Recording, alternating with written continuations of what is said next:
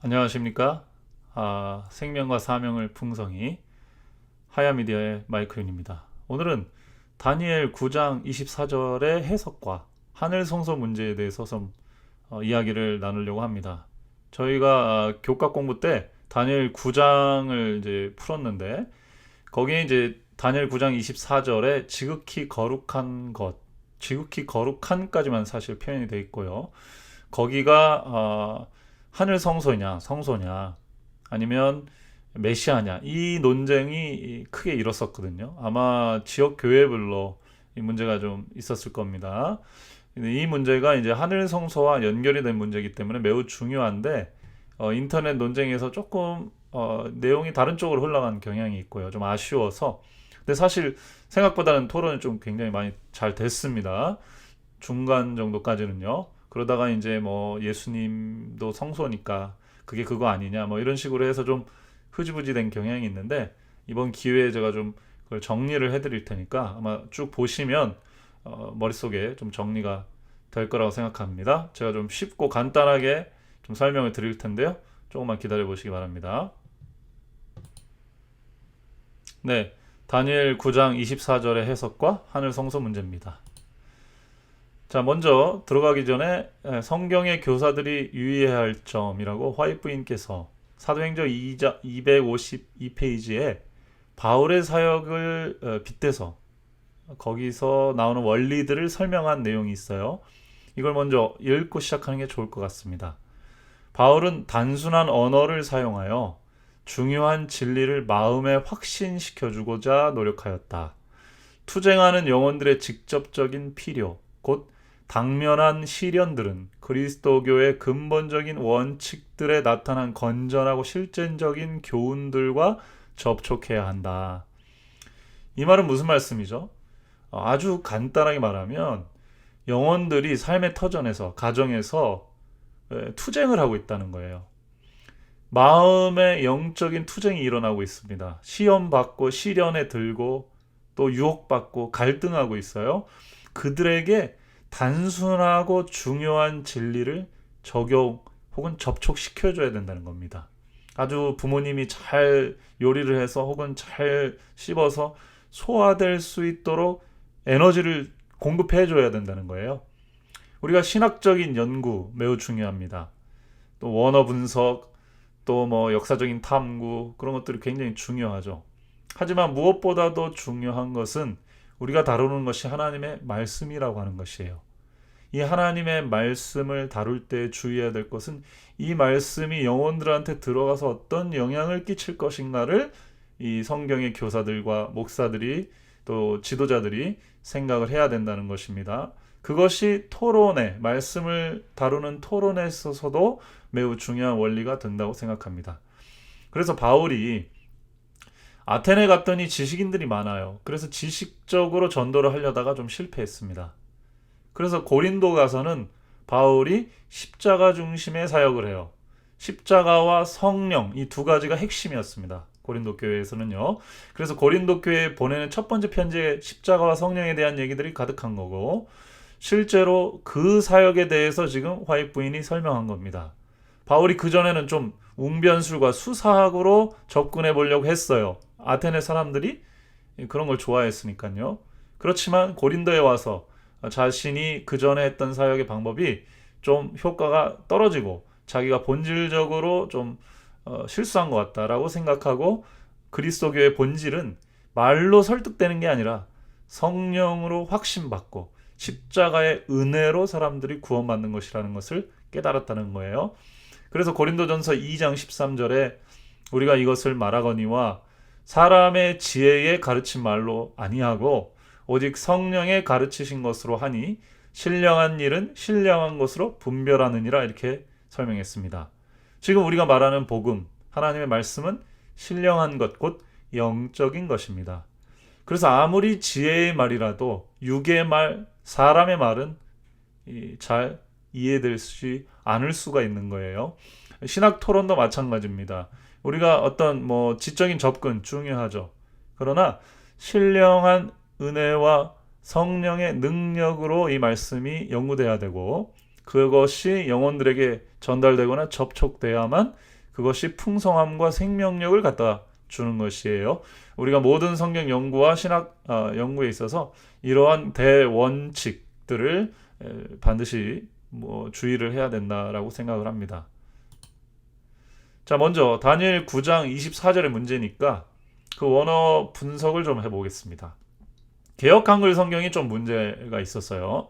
뭐라고 번역을 했냐면 내 백성과 내 거룩한 성을 위하여 70일에로 기한을 정하였나니 허물이 마치며 죄가 끝나며 죄악이 영속되며 영원한 의가 드러나며 이상과 예언이 응하며 또 지극히 거룩한 자가 기름 부음을 받으리라. 이렇게 설명했습니다. 이 말씀 본문만 보면 너무 은혜로운 말씀이에요. 그렇지 않습니까? 죄악이 영원히 끝난다고 그렇게 기록했습니다. 그리고 영원한 의가 드러난다고 그랬어요. 그리고 이상과 예언이 성취되고요. 허물이 끝난다. 죄라는 것이 끝나게 된다. 그런 예언입니다. 기독교의 핵심이 뭡니까? 죄사함, 구원 아니겠어요? 죄로부터의 해방이 성취되고 이루어질 것이다 라는 예언이 지금 다니엘 9장에 나타난 것입니다. 근데 아쉽게도 신학적으로 좀 접근하다 보니까 특별히 우리 재림교회는 내 백성과 내 거룩한 성을 위하여 70일에로 기한을 정하였나니 요 부분을 이제 좀 강조하고 그 다음에 지극히 거룩한 자가 기름 부음을 받으리라. 이게 무엇인가에 대해서 좀 강조하는 부분이 있습니다. 좀 아쉽지만은 사실 이 다니엘 9장은 너무 감격스러운 장이에요. 예수 그리스도의 메시아의 사업과 그분의 사업의 성공을 예언한 장입니다. 우리가 좀 그 부분에 더 감격하고 또 그 부분이 우리에게 무슨 의미인지를 전달해주는 역할을 더 많이 하면 참 좋겠다 이런 생각이 들어요. 물론 신학적으로 엄밀하게 정밀하게 따져보는 작업도 필요합니다. 이제부터 할 것입니다. 자, 영어 성경 아쉽습니다만 주로 이제 재림교회, 특별히 이제 화이트 부인 세대의 킹 제임스 버전을 많이 사용했기 때문에 그것을 가져오겠습니다. 다 읽을 필요는 없고요. 맨 마지막 장에 보면은 절에 보면 and to anoint the most holy 이렇게 돼 있습니다.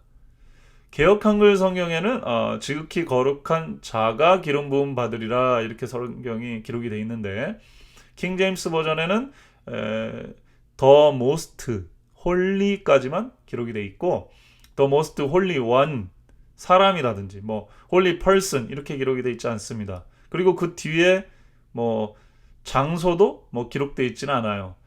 그럼 이 번역본이 이렇게 느낌이 틀린데 원어는 뭐로 돼 있나? 읽으실 수 있는 분도 있고 그렇지 못한 분도 계시겠지만 알머시 코데심 이렇게 기록이 돼 있습니다. 그러니까 기름 부음을 받게 할 것이다. 거룩하고 거룩한 것들이 이렇게 기록이 돼 있어요. 그래서 이게 사실 장소인지 사람인지는 본문으로 봐서는 정확하게 알 수는 없습니다. 이게 이제 다니엘 9장 24절의 맹점이죠. 맹점이라기보다는 좀 어려운 부분입니다. 자, 그렇기 때문에 이 The Most Holy, 코데심에 대한 견해가 세 가지로 입장이 갈리게 돼요.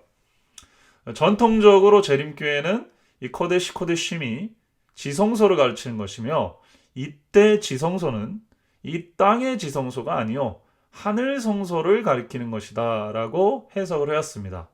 특별히 이제 우리의 이 재림교회 파운더부터 시작하신 그 선배님들이 이렇게 많이 믿어오셨고 대쟁투 사관에 의해서 또 이제 1844년에 대실망 이후에 하늘 성소에 대한 이상과 또 성경 해석, 히브리 성경 해석에 의해서 하늘 성소론에 대한 그 문자적인 이해, 하늘 성소가 문자적으로 하늘에 성소가 있다라고 하는 견해가 이제 굳어지게 되었어요.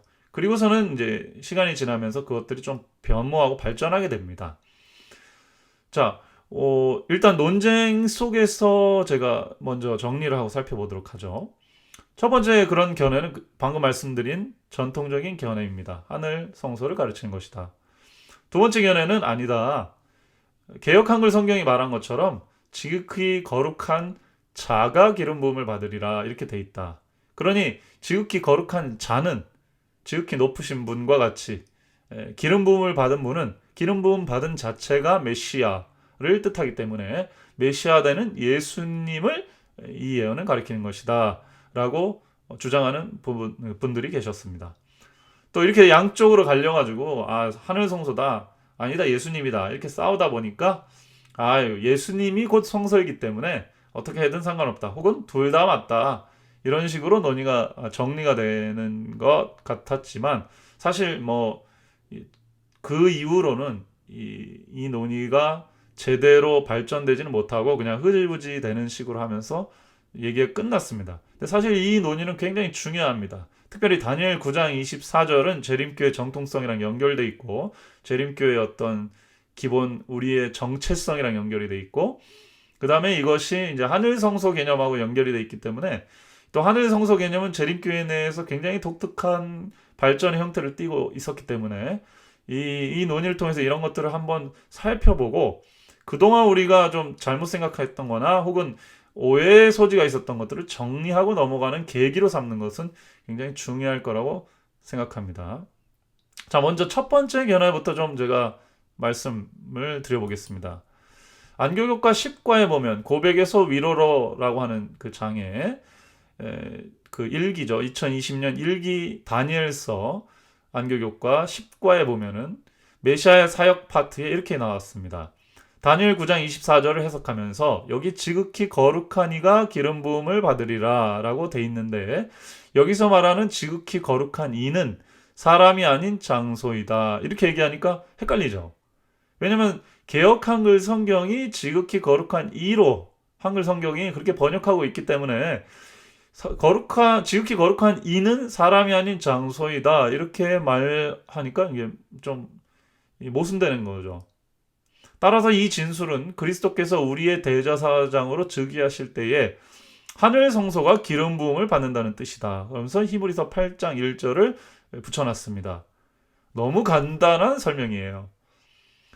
일단은 왜 지극히 거룩한 이가 사람이 아닌 장소인지도 설명해야 되고 또 그 다음에 사람이 아닌 장소라면 지극히 거룩한 곳이 기름 부음을 받으리라인데 이것은 왜 땅 성소가 아닌 하늘 성소인가? 이 두 가지를 사실 설명을 해야 되는데 아마 지면상 다니엘 9장만 살펴봐도 사실 한 기를 다뤄야 될 수도 있거든요. 그만큼 다니엘이 아주 깊은 책인데 그거를 이제 하루 이렇게 한 주 만에 끝내려고 하다 보니까 이런 중요한 부분에서 설명들이 좀 생략된 것 같습니다. 자, 일단은 교과 측에서 이렇게 얘기하니까 교단의 공식 입장이겠죠. 그래서 제가 이제 교단 공식 입장들을 다양한 의견들, 특히 이제 인터넷에서 교단 공식 입장을 이제 대변하신 혹은 그 분석해 주신 분들의 이야기도 좀 정리를 해보겠습니다. 자, 이게 첫 번째 근거였고요. 두 번째는 이런 얘기를 어디를 근거해서 얘기를 했겠습니까? 우리 기본 교리가 있어요. 재림교회는 교리나 어떤 도그마틱스를 이렇게 채택하지는 않았습니다. 그런데 그래도 우리의 그 가르침, 우리가 믿는 바에 대한 가이드라인은 필요하다. 그래서 28가지 기본 교리, 영어로는 Seventh Adventist Beliefs 이렇게 기록된 책이 있어요. 우리는 이런 정도를 믿는다라고 하는 것이죠. 거기 24장에 보면 하늘 성소 봉사에 대한 내용이 나옵니다. 제가 좀 읽어보겠습니다. 하늘 성소의 기름 부음. 다니엘 9장의 70주일의 예언은 하늘 성소에서 그리스도의 제사장 봉사의 시작을 가리켰다. 우리 기본 교리는 정확하게 지금 지적하면서 설명하고 있죠. 하늘 성소의 그리스도의 제사장 봉사라고요. 490년의 기간에 이루어질 마지막 사건들 중 하나는 지극히 거룩한 자가 기름 부음을 받는 것이다. 그러면서 다니엘 9장 24절이라고 써놨습니다. 지극히 거룩한 자라고 번역된 히브리어 코데심은 사실상 지성소를 의미한다. 언어적 연구의 바탕이 되고 있죠. 그러므로 그것은 지성소가 기름 부음을 받으리라고 번역되는 것이 더 좋을 것이다. 번역상의 문제도 지적했습니다. 지상 성소의 시작에 있어서 성소가 그 봉사를 위하여 바쳐지도록 거룩한 기름을 부음을 받은 것처럼 하늘 성소의 시작에 있어서도 그리스도의 중보 사업을 위하여 그것을 봉헌하도록 기름 부음을 받았다. 그리스도께서는 당신의 죽음 직후에 승천하심으로 우리의 대제사장이요 중보자로서의 그분의 봉사를 시작하셨다. 이러면서 다니엘 9장 27절의 예언까지 성취한 것으로 설명을 합니다. 여기서 중요한 것은 어쨌든 교과 공부는 너무 제한적으로 설명했지만 이 기본 교리는 그래도 좀 설명을 하고 있어요. 어원적인 분석을 하면서 코데심은 지성소라는 거. 지성소를 가리키는 말일 것이라는 것이요. 그래서 100%는 아니지만 번역상에 그런 문제가 있었던 것 같다라고 지적을 하면서 둘째, 지상성소도 그 성소 사업이 시작할 때는 기름 부음을 받지만 하늘 성소도 마찬가지로 기름 부음을 받는데 하늘 성소니까 뭐 진짜 기름을 붓지는 않겠죠.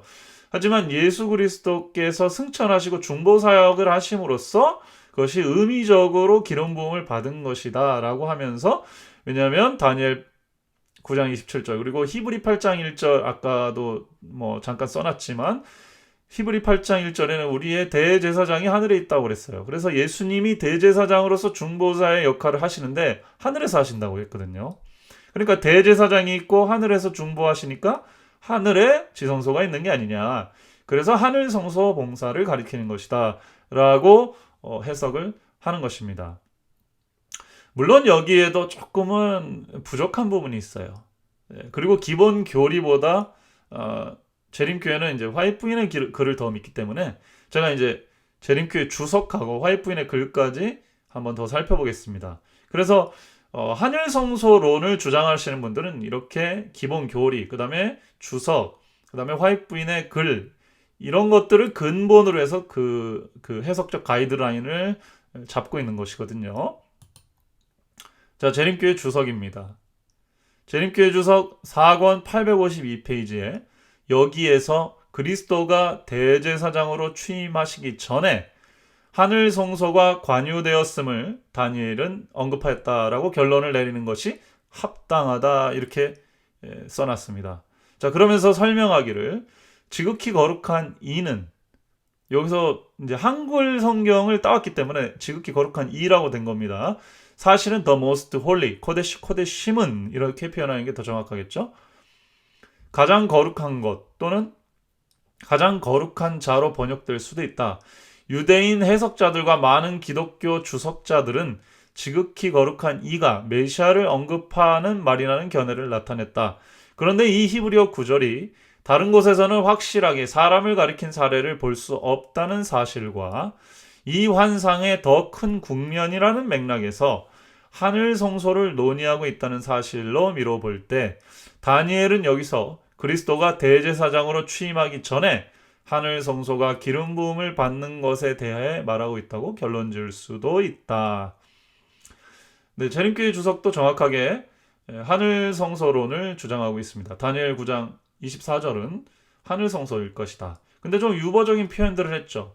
왜냐하면 원어상 the most holy, 코데심이 아무래도 그 정확하게 장소를 특정한 건 아니기 때문에 그렇습니다. 그래서 유대학자들이나 기독교학자들도 의견이 분분하긴 하거든요. 대체로 장소라는 주장이 더 많긴 하지만 메시아일 수도 있다라는 견해들도 있습니다. 그래서 100% 이것이 성소다, 지성소다라고 뭐 단정짓지는 않아요. 그런데 재림교회 주석은 28가지 기본 교리가 얘기하지 않는, 다 설명하지 않는 조금 더 자세한 설명을 합니다. 그 하늘 성소로 해석할 수 있는 근거로서요. 여기서 보면 이 환상의 더 큰 국면이라는 맥락에서 이런 표현을 씁니다. 여기 보시면 이 환상의 더 큰 국면이라는 맥락에서 하늘 성소를 논의하고 있다는 사실로 미뤄볼 때 이렇게 얘기하죠. 이 환상의 더 큰 국면이라는 말이 무슨 말일까요? 네, 이 얘기는 지금 다니엘 9장의 71회의 예언은 다니엘 8장의 그 성소가 정결케 되리라고 하는 2300주야에 대한 예언의 한 부분이요 기산점으로 여겨지고 있기 때문에 다니엘 8장과 9장을 연결시켜서 생각하는 재림교회 입장에서는 지금 다니엘 9장은 그냥 따로 떨어져 있는 게 아니라 다니엘 8장의 2300주의 예언의 부분으로 잘라내었다라고 기록이 돼 있고, 다니엘 8장 14절에 13절에 2300주에 대한 예언은 이 땅 성소가 아니라 하늘 성소의 정결케 함으로 재림교회를 해석하고 있단 말이에요. 그러다 보니까 당연히 다니엘 9장도 연결선상에서 하늘 성소가 이제 그 기능을 시작하는 예수 그리스도의 승천과 대제사장 취임으로 해석하는 것이 큰 그림에서 더 일관성이 있다라고 얘기하는 겁니다. 좀 정리가 되겠습니까? 교과책도 또 재림교회 그 28가지 기본 교리도 재림교회 주석도 다 이것은 하늘 성소, 지성소를 나타내는 말인데, 코데시 코데심은 그것은 하늘 성소를 나타내는 말이다. 왜 그러냐면 일단은 그 지상 성소도 관유해서 기름을 부음을 받고 그 기능을 시작하듯이 하늘 성소도 예수 그리스도께서 대제사장으로 봉사하시니까 하늘의 성소가 있는 것이며, 히브리서도 그렇게 말을 했고, 또 거기에 기름을 부어서 시작한다는 표현으로 해석하면 될 거다. 그리고 2300주야의 예언 속에 포함된 맥락으로 볼 때 하늘의 성소가 정결함을 얻으려면 하늘의 성소 기능을 시작해야 되는 거 아니겠습니까? 그런 측면에서 볼 때 다니엘 9장 24절은 하늘 성소가 맞다라고 하는 주장입니다. 자, 이렇게까지 얘기가 진행되다 보면은 여기서도 뭔가 더 설명이 필요한 부분이 있어요. 제가 그것 때문에 지금 이 영상을 찍는 겁니다. 뒤에 그 얘기들을 제가 정리를 해 드리겠습니다. 자, 마지막으로 앤드류스 바이블 스터디, 마지막이 아니죠. 앤드류스 바이블 스터디를 참고하고 그 다음에 제가 화이트부인의 글로 넘어가겠습니다. 앤드류스 바이블 스터디 바이블을 제가 참고하는 이유는 지금 앤드류스가 그나마 좀 중립적인 혹은 좀 뭐랄까요, 좀 학구적인 연구를 좀 많이 하고 있는 것이기 때문에 그렇습니다. 자, 거기 다니엘 9장 24절과 25절의 해석을 제가 좀 코테이션 했습니다. 여기 보면은 성전의 성별, consecration of sanctuary to God은 하나님에 대한 성전의 성별은 그것의 거룩한 기능을 그렇게 하는 것이다, 이런 뜻이죠. 그래서 이 성별은 아마도 두 번째 성전, 세컨 템플 기간에 일어났을 수도 있다, 그렇게 얘기합니다. 그러니까 아무래도 다니엘 9장 24절에 대해서 앤드류스 신학자들은 조금 더 역사적인 설명을 좀 더 넣는 거예요. 다니엘 시대 이후에 제2성전이 있었죠. 스룹바벨이 돌아왔습니다. 에스라 느헤미야 시대에 스룹바벨이 돌아와서 스룹바벨이 성전을 졌어요. 이게 솔로몬 성전을 제1성전, 이 스룹바벨 성전을 제2성전이라고 합니다. 이 성전이 컨스크레이션 됐습니다. 봉헌됐고 기능이 돌아갔습니다. 그래서 아마도 그때 이것이 이루어졌다고 말할 수도 있을 것이다. 그렇지만 너무 급하게, 그러니까 다니엘 이후에 시간적으로 너무 급하게 이게 주어졌다, 이런 맥락으로 지금 쓰고 있습니다. 그래서 이 땅의 그 제2성소가 아니라 다니엘 9장 24절의 완전한 성취는 다른 템플, consecration of another temple이 더 맞는 것 같다라는 지금 설명을 하고 있어요. 물론 this must be, 그래서 좀 강하게 썼습니다. 여기에는 그래서 앤드류스 학자들이 이미 다니엘 시대 이후에 제2성전이라고 하는 이 땅의 예루살렘의 성전이 재건되고 봉헌되었던 기록이 있다는 것은 언급을 하고 있어요. 왜냐하면 하늘 성소로 바로 가기 전에 이 설명을 하는 것은 반드시 필요합니다. 왜? 이 땅의 성전이 아닌지를 설명해야 되기 때문에. 그러면서 다니엘 9장 25절의 해석을 한번 참고해보라 라고 이야기를 해놓고 있어요. 자, 그래서 다니엘 9장 25절의 해석을 제가 참고했습니다. 자, anointed one, 메시아, anointed one이라는 말 자체가 머샤, 이게 메시아라는 얘기죠. 기름 부음 받은 자. 그 사람이 오는 것은 죄를 끝내고 의를 가져오고 그 다음에 예언을 성취하고 그 다음에 성전을 봉헌하고 성별하는 일과 관련이 있을 것이다 라고 설명합니다. 근데 여기 잘 구분해서 읽어야 될 것은 여기는 다니엘 9장 25절을 설명하는 자리예요.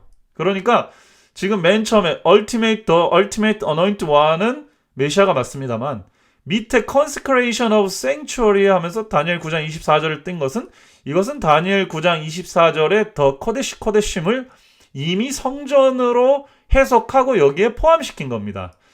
그래서 지금 Anointed One 메시아는 다니엘 9장 24절의 메시아가 그걸 메시아로 본다는 게 아니라 다니엘 9장 25절에 나오는 기름 부음 받은 자, 곧 왕이 일어나서 할 때 그분은 메시아가 맞고 그 메시아가 와서 다니엘 9장 24절의 마지막 달랑인 성전을 성결케 하는 것.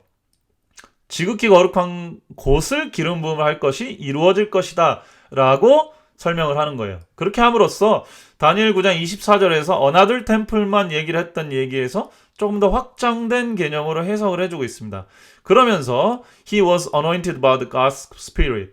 누가복음 4장 18절에 보면 예수님께서 하나님에 의해서 성령으로 기름 부음을 받으셨고 죄 사함을 위해서 돌아가셨고 그 다음에 우리를 의로 덮으셨고 그 다음에 예언을 성취하셨고 그 다음에 멜기세덱의 반차를 따르는 대제사장의 사역을 하늘 성소에서 시작하셨다.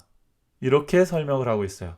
그러면서 다니엘 9장 24절의 맨 마지막에는 Another Temple이 필요하다. 그리고 여기서는 다니엘 9장 25절에서는 이 다니엘 9장 24절의 예언을 완전히 이룬 사람이 메시아인데 이 메시아가 다니엘 9장 24절의 마지막 부분 Consecration of Sanctuary, 하늘 성소, 성소의 봉헌, 성소의 기름 붓는 것, 성소의 기능을 시작하는 것을 어떻게 시작하셨냐? 성령의 기름 부음을 받으셔서 하늘에 올라가서 멜기세덱의 반차를 따라 그 일을 이루셨다라고 조금 자세히 신학적으로 좀 풍성하게 설명을 한 겁니다. 조금 하나 헷갈리는 것은 보통은 하늘 성소에 올라가셔서 예수님께서 성전을 성별하신 것으로 그렇게 해석하기도 하는데 여기 지금 앤드루스 학자들은 누가복음 4장 18절에 보니까 하나님이 메시아에게 예수님에게 성령을 부으셨다라고 하는 그러니까 성서적인 어떤 근거를 좀 대고 있는 거죠. 자, 마지막으로 이 모든 어떤 견해의 근본 혹은 뿌리가 될 수 있겠죠. 화이트 부인의 견해입니다. 화이트 부인의 그 글들에 보면 뭐 다른 데도 좀 나오지만 제가 영어 원문에 좀 더 아주 구체적으로 정확하게 표현한 것들을 좀 찾아보려고 요 글을 찾았습니다. 영원한 의를 가져오고 그죠? To bring in everlasting righteousness. 영원한 의를 가져오고 이 얘기는 벌써 다니엘 9장 24절을 지금 해석하고 있다는 얘기죠. 그러면서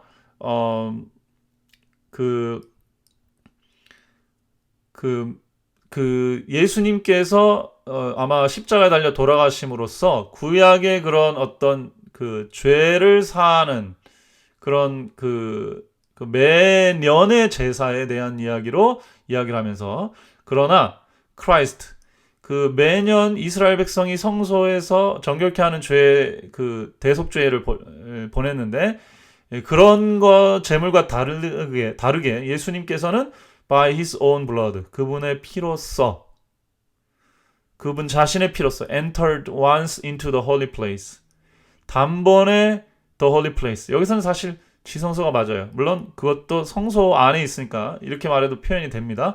왜냐하면 위에 every year 그렇게 돼 있어요. 매년의 제사가 두 개 있지 않습니까? 매일 드리는 제사 상번제가 있고 매년의 제사가 있었는데 이건 대속죄의 제사예요. 1년에 한 번씩 합니다.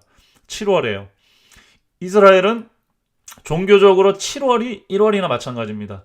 죄를 사하고 시작해요. 우리 개념하고 틀립니다.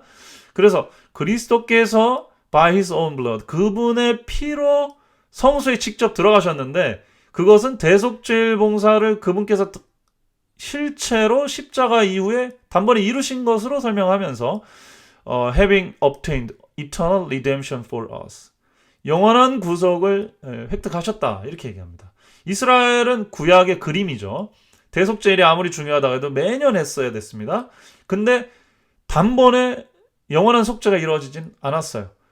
영원한 righteousness, 의가 드러났다, 가져왔다는 얘기는 매년의 제사, 이스라엘 제도 가지고는 안 된다는 거죠. 부족하다는 얘기야.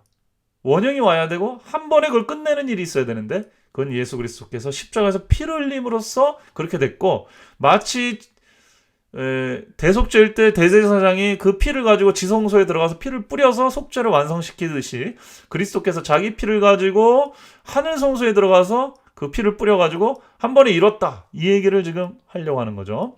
그러면서 6절 여섯 번째 to anoint the most holy 연결된 그 구절을 지금 분석하면서 지극히 거룩한 곳이 기름 부음을 받았다. 혹은 holiest of all 모든 것 중에 거룩한 곳 혹은 holy of holies 코데심에 대한 다양한 해석들을 화이트 부인이 설명하면서 그러므로 그리스도께서 그분께서 holy of holies에 들어왔을 때 by his own blood로 자기의 피를 가지고 들어왔을 때 그는 그것을 우리를 위하여 성별하셨다라고 설명을 하고 있습니다. 그래서 우리는 담대함을 가져요. 예수 그리스도의 보혈됨의 담대함을 가지고 into holy of holies로 들어갈 수 있다. 새롭고 산 길로. 그분께서 성별하신. 이렇게 얘기합니다. 요 구절은 히브리서에 근간해서 지금 설명하고 있는 거죠. 그러니까 히브리서에 예수 그리스도께서 대제사장으로 봉사하신다고 하는 내용을 지금 깔고 전제로 하고 화이트부인께서 그리스도께서 자기 피로 하늘 성소로 들어가서 하늘의 가장 거룩한 곳에 자기 피를 뿌림으로써 우리를 위해서 하늘 성소를 봉헌했고 그 기능이 시작됐다. 이런 식으로 학자들도 그 다음에 교리도 주석도 교과 공부도 확장되고 정립돼서 오늘날 재림교회의 공식 견해가 된 것입니다. 그러니까 다니엘 9장 24절에 지극히 거룩한 곳이 성소, 지성소요. 곧 그것은 하늘 성소를 예표하는 것이다. 라고 해석하는 것은 재림교회의 공식 입장이고 전통 입장이고 교리적인 입장이고 학자들의 대부분의 견해가 이 의견을 지지하고 있습니다. 화이트부인도 제가 볼 때는 약간 헷갈리는 기록들도 있지만 대체로 이런 해석을 지지하고 있습니다.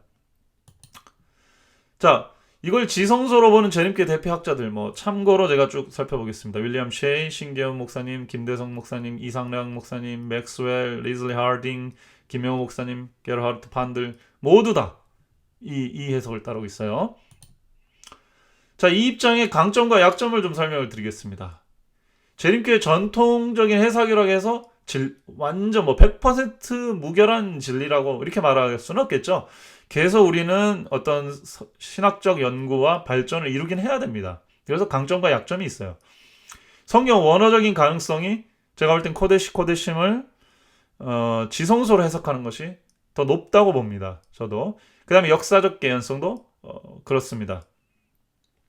많은 학자들이 지지하고 있습니다. 재림교회뿐만 아니고 다른 그 교단의 학자들도 지지하는 학자들이 많아요. 그리고 화이트 부인이 분명하게 지지를 하고 있습니다. 그래서 이 입장을 따르는 것은 제가 볼 때는 그냥 이 본문의 해석만 그 본문을 어떻게 해석할 거냐만 가지고 따져 본다면 저도 아마 다니엘 9장 24절은 이 지성소 그 자체를 뜻하는 말이지 않을까 이렇게 생각을 합니다. 근데 이 입장에 약점이 두 가지 정도 있어요. 문맥상 메시아로 해석할 가능성이 아직도 좀 남아있기는 합니다. 두 번째, 자, 하늘 성소라는 개념이 이제 등장을 하는데 여기서 바로 지성소라는 그 말이 지성소라는 것을 의미한다는 것까지는 쉽게 받아들일 수가 있을 수도 있겠지만 그것이 하늘 성소라는 것을 설명하는 데 있어서는 상당히 많은 무리수가 따르기도 하고요. 특별히 하늘 성소라는 그 개념 자체가 갖고 있는 난해성이 있어요. 모호성과 난해성이 있습니다. 자, 그 부분을 해석을 해야 된다는, 그 부분을 추가적으로 해결해야 된다는 약점이 있습니다. 제가 볼 때는 이 논쟁의 시작점이 사실 여기 있는 것 같아요.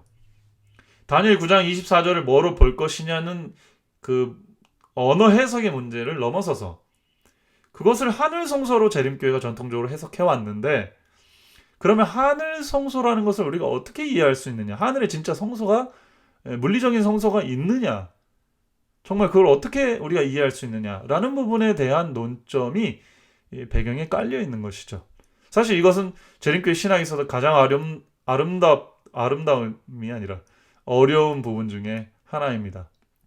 자, 그러면 두 번째 입장. 왜 하늘 성소가 아니라 메시아라고 해석하는지 그 근거와 주장들을 좀 살펴보겠습니다. 자, 지극히 거룩한 자로 보는 이유는 기본적으로 여러분들이 주장을 하시는데 문맥에 그 이유가 있어요. 자, 다니엘 9장 25절, 26절, 27절에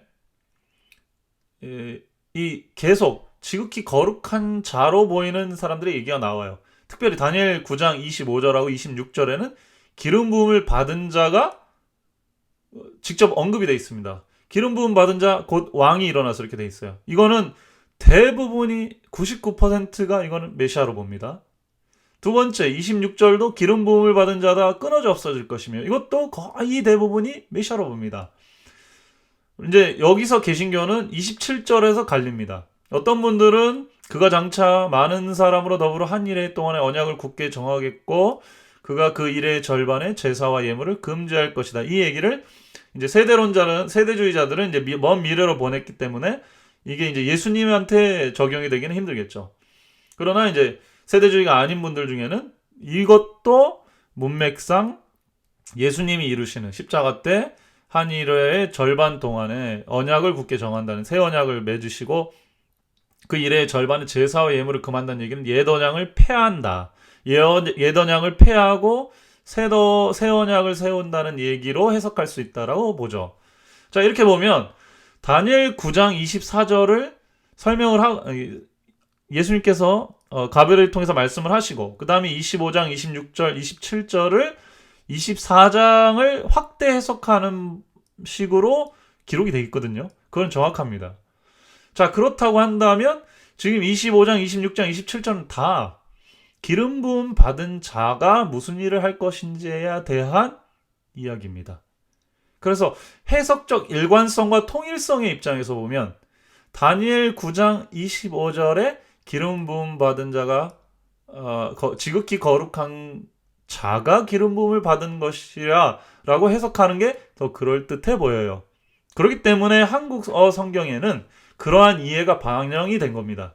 다니엘 9장 24절, 25절, 26절, 27절 모두가 다 메시아에 대한 얘기라. 그래서 다니엘 9장 24절에 지극히 거룩한 것, 더 머스트 홀리, 코데시임을 기름 부음을 받으니까 그건 예수님이라고 해석을 한 거예요. 그렇게 해석해도 문맥상 다니엘 9장 전체를 이해하는데 큰 문제가 생기는 것은 아닙니다. 그러나 재림교회는 그걸 하늘 성소로 해석하기 때문에 재림교회 해석하고는 마찰이 생길 수밖에 없는 거예요.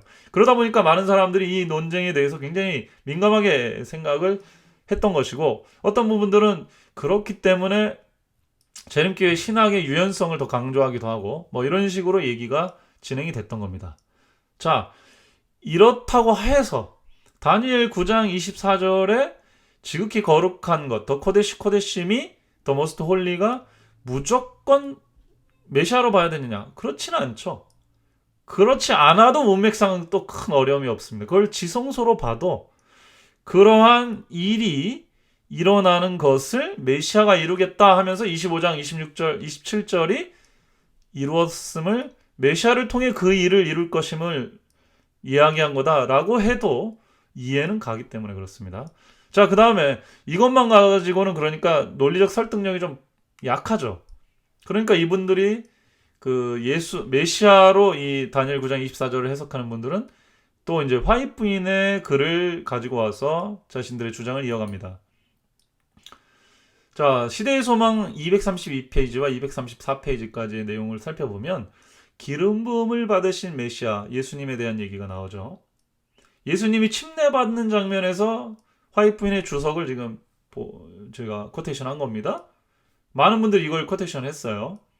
자, 자세히 한번 읽어보겠습니다. 아닥사스다 롱기마누스의 칙령으로 끝을 맺은 예루살렘 중건년은 기원전 457년 가을에 효력을 발생하였다. 에스라 6장에 나온 얘기입니다. 다니엘 이후에 그죠? 아마 많은 세월이 지난 건 아닌 것 같아요. 예루살렘 중건령이 내립니다. 그게 기원전 457년이에요. 자, 이때부터 483년은 이렇게 나옵니다. 이 483년이라는 얘기는 다니엘 9장 25절에 7일에와 62일에가 지난.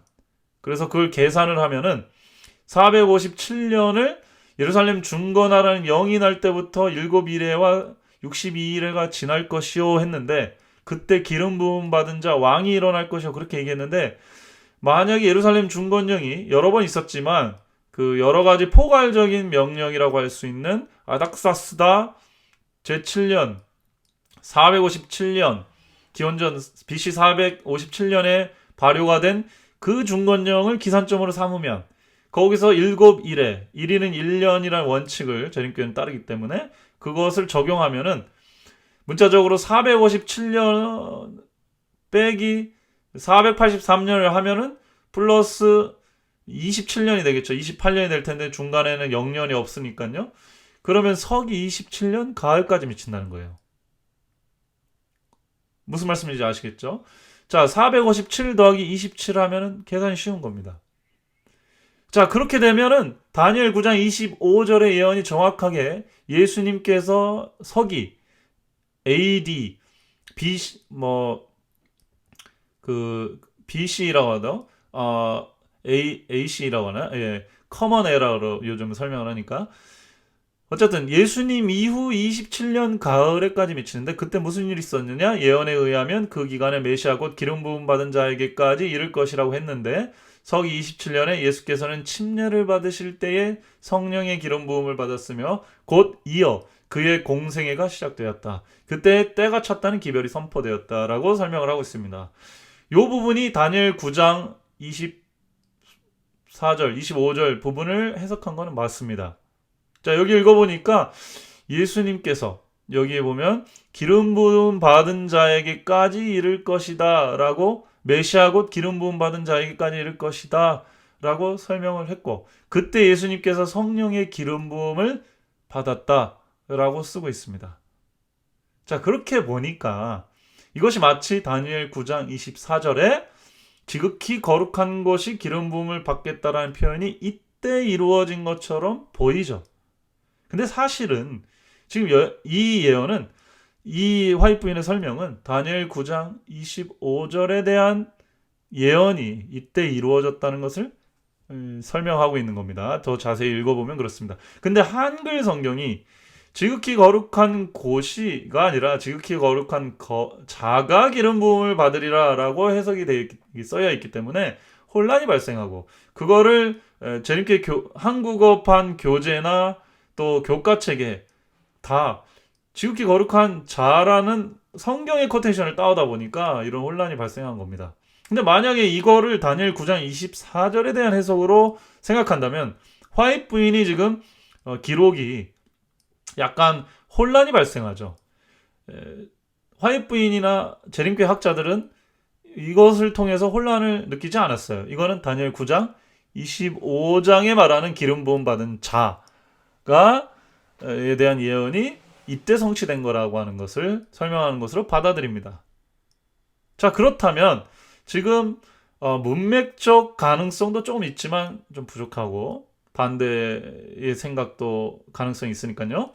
여기 화이트 부인의 기록은 완전히 다른 얘기입니다. 그러면 왜 이렇게 하늘 성소의 해석에 대해서 민감할까요? 제가 개인적으로 생각하는 것은 이분들이 지금 이 지극히 거룩한 곳이 기름 부음을 받으리라라는 해석이 마음에 안 든다기보다는 그것이 하늘 성소로 해석되는 것이 좀 납득이 되지 않는 것 같은 그런 생각이 듭니다.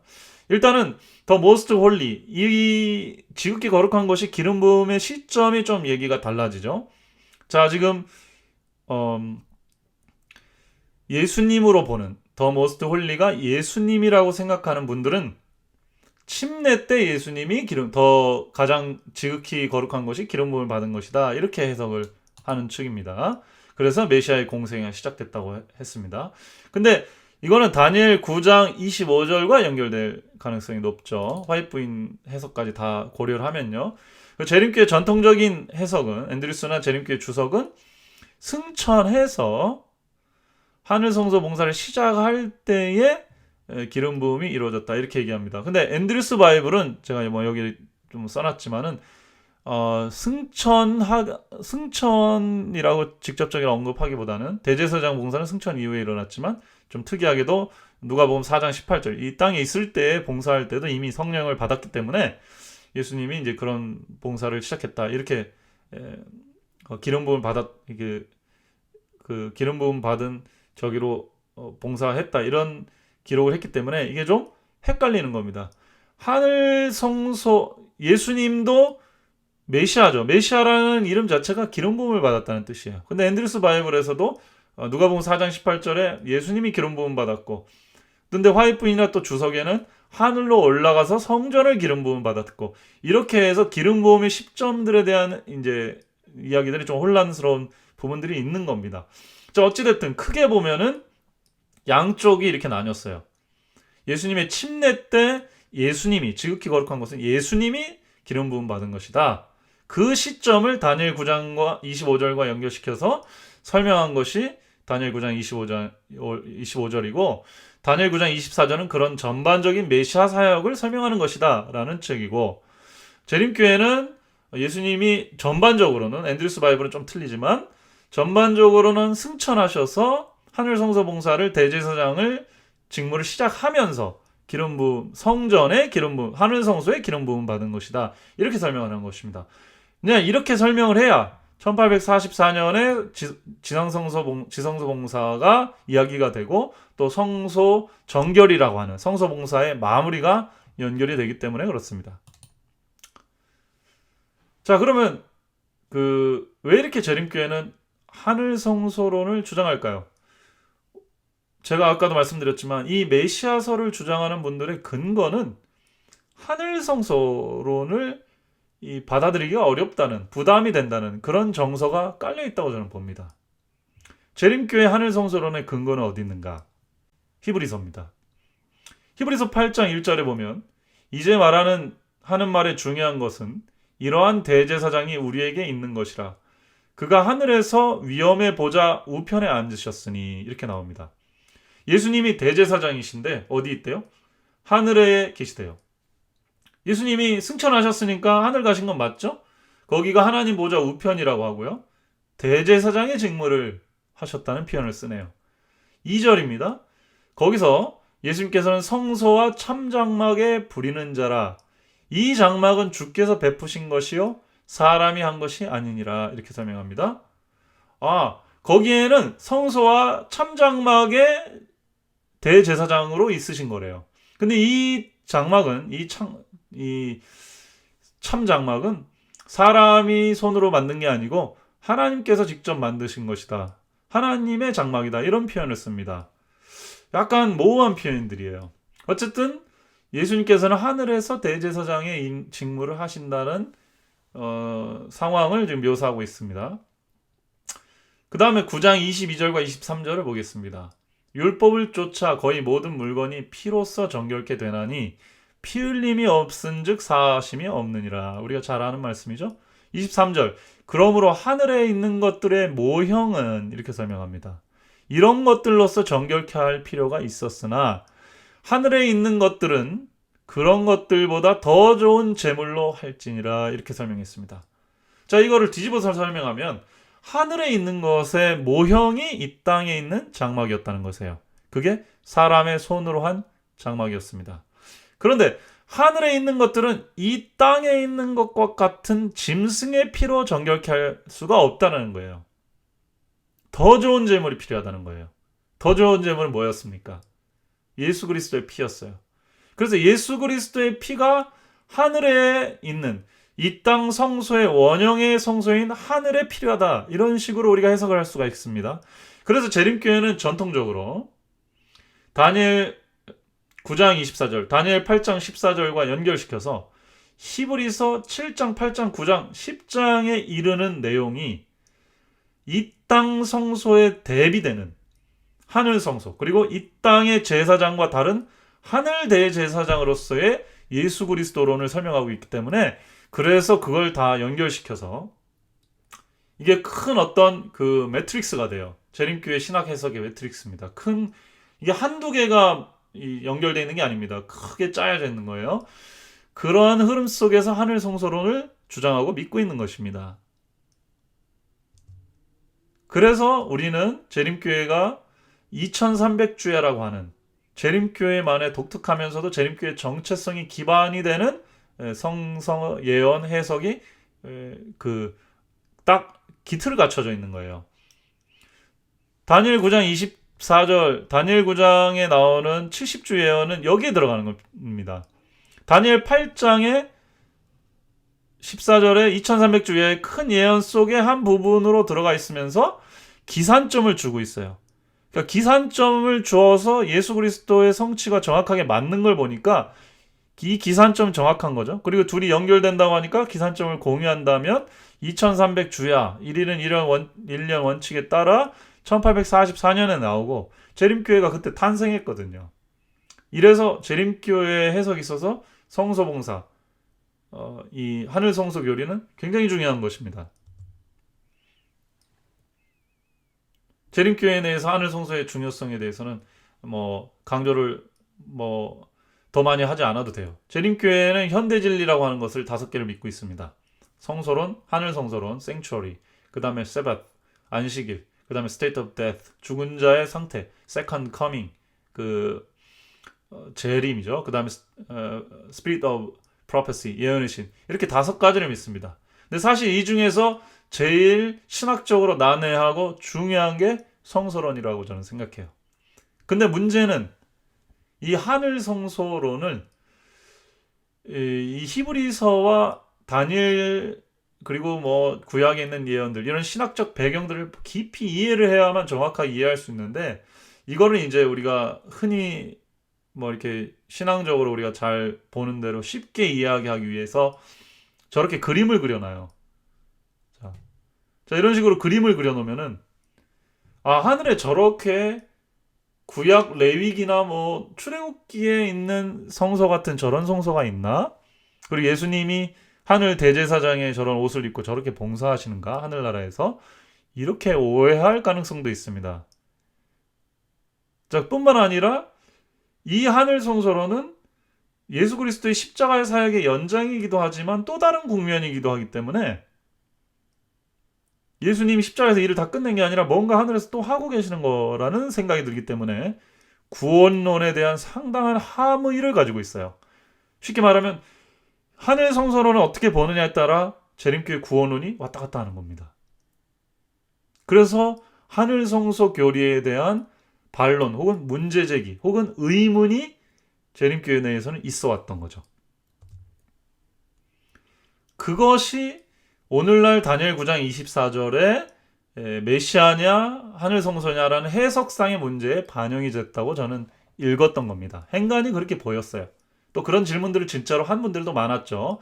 하늘이 죄가 있느냐 없느냐, 언제부터 있었느냐, 하늘이 어떻게 더럽혀지느냐, 별 얘기들이 다 나왔습니다. 근데 그 얘기는 역사상 성소론, 하늘 성소론을 다룰 때 다 나왔던 얘기들이에요. 그게 다시 나온다는 얘기는 이론적으로 아직 정리가 되지 않았다라는 반증입니다. 자, 역사적으로 하늘 성소론에 대한 문제제기가 몇 가지 있었지만 제일 중요한 것들만 몇 가지 추려보겠습니다. 히브리 6장 19절과 20절에 보면 예수님이 승천하신 이후로 휘장 안으로 들어가서 우리에게 화이트부인에 아까 인용하신 새롭고 산 길을 내주셨다라는 표현을 썼습니다. 이 휘장 안이 어딘가? 대제사장이 들어가는 휘장 안은 어딜까요? 이거는 성소와 지성소를 맡고 있는 그 휘장입니다. 근데 그렇게 되면 어떻게 됩니까? 예수님이 승천하신 다음에 성소로 들어간 게 아니라 즉각 어디로 들어가신 거예요? 즉각 지성소로 들어가신 겁니다. 그러니까 예수님이 대제사장으로서 봉사하셨다라는 말이 이해가 되는 겁니다. 자, 그렇게 되면 1844년에 재림교회는 예수님이 하늘성소에서 지성소로 넘어가서 하늘성소 정결사업, 조사심판을 시작하셨다고 믿는데 그러면은 지성소로 들어가셨다가 다시 성소로 나왔다가 다시 지성소로 들어가신 건가? 이런 식의 해석적 충돌이 생깁니다. 벨린저라는 사람이 이 문제를 제기를 하는 거예요. 그래서 휘장 안에 대한 논쟁이 심했습니다. 원어적으로 분석을 해보면 어떤 사람들은 그래서 예수님께서 지상봉사를 마치시고 하늘로 올라갔으니까 이 뜰 번제단의 십자가의 사역이고 하늘로 올라간 것은 성소로 들어가신 것이다. 지성소가 아니라. 근데 원어 연구를 해보면 이 휘장 안이라는 표현은 지성소 표현이 맞습니다. 뜰에서 성소로 들어가는 장은 휘장이라는 표현을 쓰지 않습니다. 자, 두 번째. 구원의 두 국면인가, 두 가지 구원의 방법인가. 이것도 매우 굉장히 중요한 구원론의 이슈입니다. 벨린저가 뭐라고 제기를 했냐면 이 하늘 성소론, 그 다음에 조사 심판을 잘못 밀어붙이다 보면은 십자가 이외에 다른 구원이 있는 것처럼 표현이 된다. Two atonement 이렇게 설명해요. 두 가지 구원 방법인가? 구원의 두 가지 국면인 건가? 십자가로 인한 하나의 구원이지만 죄의 전가와 죄의 동활이라고 하는 두 국면으로 보기도 하지만 잘못 해석하면은 십자가 구원 따로 있고 지성소 봉사 구원이 따로 있는 것처럼 구원이 두 개로 나뉘는 것처럼 이해될 수도 있다. 하늘 봉사가, 하늘 성소론이 그런 문제 제기를 했습니다. 그러다 보니까 그러면 히브리서에서 말하는 하늘 성소는 실제인가? 실제라면 어디까지 실제인가? 혹은 이것은 비유, 영적인 상징 이런 것은 아닌가? 라고 하는 하늘 성소의 실제성에 대한 논쟁이 붙게 되는 거죠. 그와 연관돼서 조사 심판의 문제까지 당연히 연결되는 것입니다. 그래서 다니엘 9장 24절의 문제는 다니엘 8장의 문제와 연결된 상황 속에서 재림교회는 하늘 성소론이랑 연결시키고 있고요. 그 부분에 대해서 약간 뭔가 이상하지 않나? 하늘 성소론에 대해서 전반적으로 깨림직한 생각을 갖고 있는 분들은 다니엘 9장 24절을 굳이 하늘 성소로 연결시킬 근거가 별로 없어 보이는데? 라고 생각하면서 그거는 문맥상 예수 그리스도로 해석하는 것이 복음주의적이고 훨씬 더 문맥상 맞는 게 아니냐 이렇게 제기한 겁니다. 그 문제 제기는 저는 충분히 납득 가능하고 이해될 만한 상황이라고 저는 생각해요. 그렇지만 그 방법에 있어서 하늘 성소론에 대해서 문제 제기를 정확하게 하지를 못하고 다니엘 9장 24절에 지극히 거룩한 것은 그냥 지성소가 아니라 예수님이다, 메시아다라고 밀어붙이는 것은 좀 논리적 설득력이 부족한 방법이 아니었나 이런 생각이 듭니다. 자, 하늘 성소론에 대한 재림교회의 역사적 세 가지 입장이 있습니다. 로이 아담스라는 사람이 이 성소론의 대가인데요. 어떻게 보면 역사 변증법적으로 이론적으로 정리를 잘 해놨습니다. 이 사람이 세 명의 아주 굵직한 학자들을 통해 가지고 성소론에 대한 정리를 해놨는데 제가 이제 이 사람 글까지 좀 정리를 해서 이렇게 보면 재림교회 내에는 하늘 성소론에 대한 세 가지 입장이 있습니다. 첫 번째로는 문자적 실제론입니다. 히브리서 말씀을 그대로 받아들이는 우라야 스미스가 먼저 이런 것들을 만들었고요. 그 다음에 재림교회 전통적인 신학이 여기에 기초해 있습니다. 근데 이게 좀 아까도 살펴봤지만 여러 가지 문제적인 충돌적인 지점이 발견돼요. 그런 약점이 있습니다. 그래서 벨린저라든지 이런 사람들이 1888년 이후 믿음으로 말미암는 의의 세례를 받은 이 학자들, 젊은 신진 학자들이 이후에 이런 부분들에 대해서 문제 제기를 하면서 구원론이라든지 여러 가지로 좀 뭔가 안 맞는 부분이 있다라고 제기를 했고 그러면서 하늘 성소론의 실제성에 대해서도 의문이 제기가 된 거죠. 그러다 보니까 또 반대로 다시 재림교회 어떤 보수적인 입장에서는 M.L. 앤드리어슨 같은 그런 보수적인 분들은 다시 문자적인 실제주의로 히브리서를 연구하면서 못을 받고 조사심판도 있고 또 그 조사심판의 중요성, 율법과 안식일의 중요성 이런 것들을 강조하게 되었습니다. 자, 재림교회를 좀 벗어나면은 자유주의 신학 쪽이나 혹은 뭐 이런 신학 쪽에서 개신교 신학 쪽에서는 이 하늘 성소론은 상징이나 이상 혹은 뭐 비유 뭐 이런 것들로 봐야 된다라고 가볍게 생각하는 그런 분들도 있습니다. 예. 뭐 교훈을 중심으로 보면 될 것이다. 이렇게 보기도 하죠. 아마 재림교회 내에도 좀 그런 입장들이 있는 분들도 있을 것입니다. 그러나 대체로는 문자적 실제론이 좀 주류인 건 사실인 것 같아요.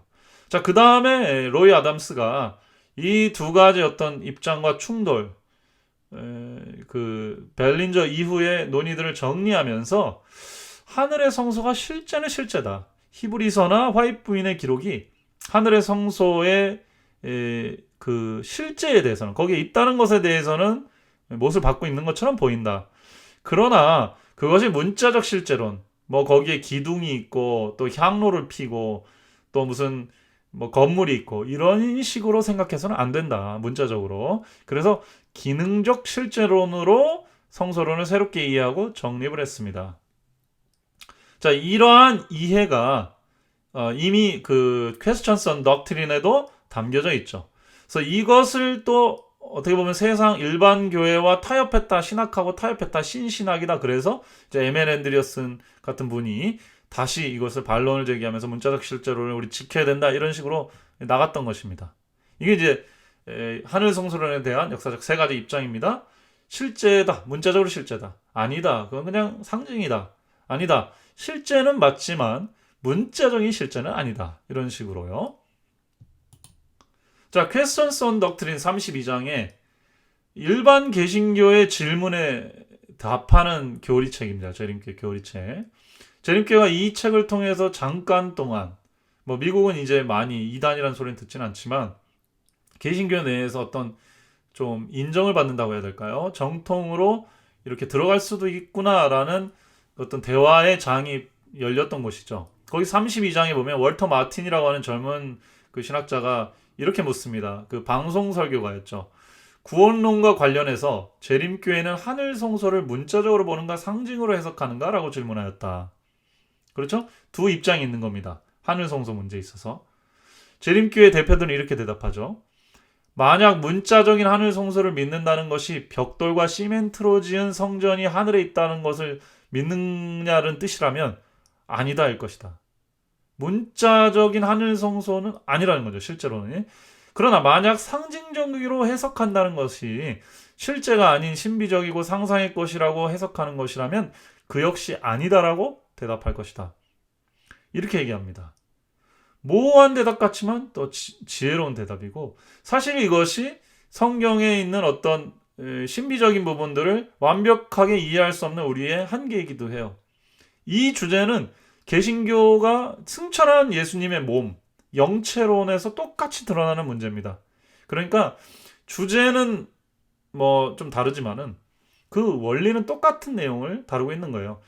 재림교회는 하늘 성소론이 중요하기 때문에 하늘 성소의 실제성에 대해서 이렇게 고민하고 있는 거고, 개신교는 예수 그리스도의 육체가 우주를 돌아다니시는데 지금 오늘날 우리와 같은 육체를 갖고는 돌아다닐 수가 없죠. 예수님은 편재하시고 우리의 마음속에도 계시고 또 다른 데도 갑자기 나타나실 수도 있는데, 예수님의 그 몸은 어떤 몸이냐는 거죠. 분명히 예수님의 몸을 갖고 있는 개체라는 것은 맞지만 그것이 오늘날 우리가 생각하는 그런 몸이 아닐 수 있다는 것에 대해서 열려 있죠. 여기도 그런 마찬가지 해석이 보이는 겁니다. 그래서 이 지금 Questions on Doctrine의 이 입장은 사실상 약간 기능적 실제론의 입장으로 이해할 수도 있을 것입니다. 이게 재림교의 대표적인 입장이 된 것이에요. 이게 하늘 성소론에 대한 논의의 역사를 간단하게 정리한 것입니다. 자, 그러면 마무리를 하면서 히브리서에 나오는 하늘 성소는 도대체 뭔가? 그 부분을 제가 이제 정리를 풀어보겠습니다. 저는 하늘 성소의 실제성의 문제보다 중점을 둬야 되는 게, 히브리서에는 하늘 성소라는 정확한 표현이 나오지는 않습니다. 딱 그렇게 나오진 않아요. 개념이 있는 거죠. 히브리서에 하늘이라고 하는 개념이 뭔가, 이 부분을 풀어야 하늘 성소라는 개념이 뭔가가 풀리고, 그렇게 돼야만 성경 전반에 대한 지금 이렇게 깔려있는 혼란이 조금은 정리가 되는 것이 아닌가, 이런 생각을 해서 이제부터는 조금 잠시 동안 하늘 성소의 하늘의 개념이 무엇인지를 좀 설명을 해보겠습니다. 자, 이 히브리서 9장, 8장과 9장과 10장을 살펴보면은 히브리서의 저자의 본의가 좀 나타나는데, 그것은 두 언약을 비교하는 거예요. 히브리서의 저술의 주제가 뭐냐? 저는 새 언약이라고 생각합니다. 핵심은 새 언약이다. 그 관점으로 보셔야 돼요. 그래서 이 히브리서 9장 9절에 보면 이 장막은 현재까지의 비유이니 이랬죠. 이 장막은 뭡니까? 땅에 있는 성소 말이에요. 그건 비유래요. 현재까지의 비유니까 예수님 시대까지의 비유였다는 거죠. 과거에. 이에 의지하여 드리는 예물과 제사가 섬기는 자로 그 양심상으로 온전케 할 수 없었다. 이렇게 얘기합니다. 이 장막은 비유인데 본체가 아닌데 왜 그러냐면 이 장막은 사람을 그 양심상으로 온전케 할 수 없는, 사람의 영혼은 고칠 수 없는 장막이었다는 거예요. 성소제도였다는 거예요. 그러니까 옛 언약이죠. 그래서 땅에 있는 성소는 비유요 모양이었습니다. 그건 옛 언약이에요. 이 옛 언약이 이루지 못한 게 뭐냐? 뒤에 나오는 성경 해석입니다. 육체는 정결하게 할 수 있으나 사람의 그 영혼은 정결하게 할 수 없다라고 하는 히브리서 9장 9절의 말씀하고 지금 이 뒤에 나오는 부가적으로 제가 써놓지를 못했는데 네 어쨌든 히브리서 9장에 또 똑같이 나오는 얘기들이죠. 14절에 나오는 말씀입니다. 사람의 그 영혼은 정결하게 할 수 없다고 지금 기록이 되어 있는 거죠. 네. 그 9절에 이미 그렇게 나와 있고요. 그 다음에 이제 하늘에 있는 것, 자, 14절 한번 읽어보겠습니다. 하물며 영원하신 성령으로 말미암아 흠없는 자기를 하나님께 드린 그리스도의 피가 어찌 너희 양심으로 죽은 행실에서 깨끗하게 하고 살아계신 하나님을 섬기게 못하겠느냐 이렇게 설명하고 있죠. 자, 그러니까 이 장막은 땅에 있는 장막은 비유요 모형이고 옛 언약인데 옛 언약의 한계는 뭐냐? 사람의 영혼, 마음을 깨끗하게 할 수는 없다는 거죠. 근데 14절에 가보니까 영원하신 성령으로 말미암아 흠없는 자기를 하나님께 드린 그리스도의 피는 이게 뭡니까? 원형이고 진짜죠. 거기에 쓰이는 짐승의 피 대신 쓰이는 피입니다. 이건 새 언약의 피죠. 어찌 너희 양심으로 죽은 행실에서 깨끗하게 하고 살아계신 하나님을 섬기게 못하겠느냐 이렇게 설명합니다. 새 언약이고 새 언약의 핵심은 마음을 변화시킨다는 거예요. 그래서 지금 여기의 핵심은 이 땅 장막이 아니라 하늘 장막이 참이다 이 얘기를 하는 게 아닙니다. 새 언약을 얘기하는 거예요. 이 땅의 장막의 프로세스는 속죄의 프로세스는 옛 언약이라는 겁니다. 비유 모형이에요. 영혼을 정결케 할 수는 없어요. 씻는 행식만 하는 겁니다. 근데 이제 예수 그리스도의 이후로는 새 언약이 시작됐어요. 새 언약이라는 것은 옛 언약의 부족한 부분을 뛰어넘는 것입니다. 그건 뭐야? 히브리서 9장의 핵심이 이거예요. 예수 그리스도를 통해 이제 너희 마음을 변화시켜 줄 수 있는 능력과 기능이 이루어졌다는 겁니다. 이게 핵심이에요. 이게 새 언약입니다. 그래서 히브리서 8장에 보면 길게 예레미야 31장의 새 언약에 대한 얘기를 인용합니다. 제가 이제 8장 10절만 인용을 했죠. 또 주께서 가라사대 그날 후에 내가 이스라엘 집으로 세울 언약이 이것이니 내 법을 저희 생각에 두고 저희 마음에 이것을 기록하리라. 나는 저희에게 하나님이 되고 저희는 내게 백성이 되리라. 에스겔 36장도 마찬가지고 이 예레미야 31장도 마찬가지고 예루살렘이 포로로 잡혀간 이후에 바벨론에서 유다로 복귀할 때 새 언약이 맺어질 것에 대한 예언 혹은 비전인데 거기에 보면은 새 언약의 내용이 뭐냐? 언약을 나의 신을 그들의 마음에 주겠다는 거예요. 이게 새 언약입니다. 그러므로 히브리 8장에 예레미야 31장의 이 새 언약에 대한 코테이션을 길게 가져온 이유는 뭐예요? 예수 그리스도의 십자가의 보혈로 진짜 새 언약이 이제 시작됐다는 거예요. 예레미야의 예언은 1차적으로는 이스라엘 백성의 규환 때 일어날 것 같았지만은 사실상 일어나지 않았죠. 그들이 잠깐은 회개했지만 또 범죄하고 또 범죄했습니다. 이것의 온전한 원형은 예수 그리스도의 십자가의 보혈로 이루어진 거예요. 그런 의미에서 예수 그리스도는 손으로 하지 아니한 성전을 세운 겁니다. 새 언약의 성막을 세운 거예요. 그것을 하늘에 있는 것이라고 표현을 한 겁니다. 정리를 하겠습니다. 히브리서의 핵심은 새 언약입니다. 새 언약을 설명하려다 보니까 옛 언약하고 당연히 설명해야 돼요. 이 방법은 바울이 로마서나 갈라디아에서 썼던 방법하고 똑같습니다. 언약의 핵심이 뭐냐? 사람의 마음을 변화시킬 수 있느냐 없느냐예요. 근데 이 얘기는 예레미야 31장에서도 똑같이 했다는 거예요. 예언했는데 1차적으로 이스라엘 백성의 포로 귀환에서 안 됐고 예수 그리스도의 십자가를 통해서 그리스도의 십자가를 통해서 이루어졌다는 겁니다. 에스겔 36장도 똑같은 얘기를 해요. 거기는 영적 할례를 얘기합니다. 그래서 바울도 똑같이 그걸 차용해서 이 외면적 할례가 아니라 이제 내면적 할례로 넘어갔다 이렇게 얘기하죠. 그걸 복음이라고 얘기합니다. 그게 거듭남이에요. 그게 새 언약입니다. 그 새 언약은 예수 그리스도의 중보로만 이루어진 거예요. 그 얘기는 신명기 28장이나 레위기 26장의 예언 속에 이미 언약 속에 이미 담겨 있던 내용이에요. 그게 프로그램화 됐을 뿐입니다. 그러므로 예수 그리스도의 복음의 성취는 새 언약의 성취고 그것은 신명기 28장부터 시작된 구약에 잠겨 있던 원래 잠재되어 있던 새 언약 프로세스, 즉 사람의 마음을 변화시켜 주겠다고 하는 새로운 영을 줘서 거듭나게 해주겠다고 하는 언약의 내용인 겁니다.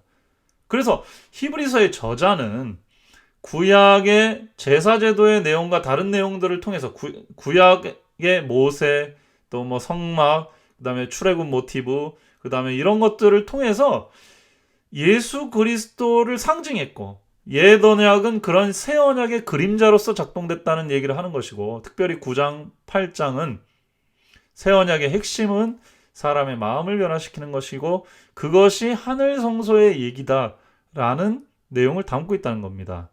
하늘 성소가 뭘 뜻하는지를 더 정확하게 우리가 히브리서 내에서 봐야 된다는 얘기예요. 여기서 한 가지 주목할 점은 사람의 손으로 하지 아니하는 참장막이라는 얘기가 나옵니다. 히브리서 9장 2절에 보면 성소와 참장막에 부리는 자라 이렇게 되어 있습니다. 네, 8장 2절이네요. 저 잘못 썼습니다. 이 장막은 주께서 베푸신 것이요 사람이 한 것이 아니니라 이렇게 되어 있습니다. 사람이 하지 않은 참장막이라고 되어 있어요. 사람이 하지 아니한 참장막이라는 얘기의 내용은 인간의 육적으로 물리적으로 지은 성소가 아니란 얘기입니다. 마가복음 14장 58절에 재밌는 얘기가 있어요. 예수님을 신문하실 때 어떤 사람이 우연찮게 굉장히 중요한 진리를 얘기합니다. 우리가 그 말을 들으니 손으로 지은 이 성전을 내가 헐고, 손으로 지은 이 성전은 헤롯 성전을 얘기했죠. 그때 당시. 손으로 짓지 아니한 다른 성전을 사흘에 지으리라 하더라 하되 이렇게 얘기했죠. 손으로 짓지 아니한 다른 성전이 뭡니까? 그걸 사흘에 어떻게 짓습니까? 근데 예수님은 요한복음 2장에 이 성전을 헐라 내가 사흘 만에 성전을 다시 짓겠다라고 진짜 얘기를 하셨죠. 근데 여기서 그거를 손으로 짓지 아니한 다른 성전이다 이렇게 표현을 했어요. 무슨 성전입니까? 예수님이 십자가에 달려 돌아가시고 부활하심으로 보혈의 피를 가지고 새 언약의 중보로 일어나셨습니다. 그때 성전을 지은 거예요. 사람의 손으로 하지 않은 눈에 보이지 않는 성전을 만든 겁니다. 그 표현을 히브리서에서는 하늘 성소 혹은 참 장막이라고 표현을 한 겁니다. 그것을 저는 새 언약의 성전이다 이렇게 부를 수 있다 이렇게 봐요. 골로새서 2장 11절에는 이렇게 씁니다. 또 그 안에서 너희가 손으로 하지 아니한 할례를 받았으니 곧 육적 몸을 벗는 것이요 그리스도의 할례니라. 그리스도의 할례라고 그랬어요. 그리스도의 할례는 모세의 할례랑 대조되는 거겠죠. 자, 그 다음에 손으로 하지 아니한 할례니까 손으로 하는 할례와 대조가 됐겠죠. 원래 할례는 손으로 사람 몸에다 하는 겁니다. 남자들 몸에다가. 물론 여자들도 하지만 이스라엘 백성 남자들한테 했습니다. 사람의 손으로 몸에다 하는 거였는데 손으로 하지 아니한 할례가 있대요. 그거는 육적인 몸을 벗는 영적인 것이라는 거죠. 그걸 또 다른 말로 그리스도의 할례라고 합니다. 왜? 그리스도가 시켜주는 거니까. 이것이 새 언약의 할례예요. 자, 무슨 얘기인지 아시겠죠? 히브리서에서 사람의 손으로 하지 않은 참장막이라는 것은 새 언약의 성소라는 얘기고, 그것은 사람의 손으로 짓지 아니한 성전, 예수님께서 말씀하신 새 언약의 성전을 얘기하는 것이고, 손으로 하지 아니한 할례, 영적 할례를 얘기하는 것이고, 마지막으로 다니엘 2장 34절에 또 왕이 보신즉 사람의 손으로 하지 아니하고 뜨인 돌이 나왔습니다. 사람의 손으로 만들어지지 아니한 하나님의 나라가 등장한다는 얘기가 다니엘 2장 34절의 예언이잖아요.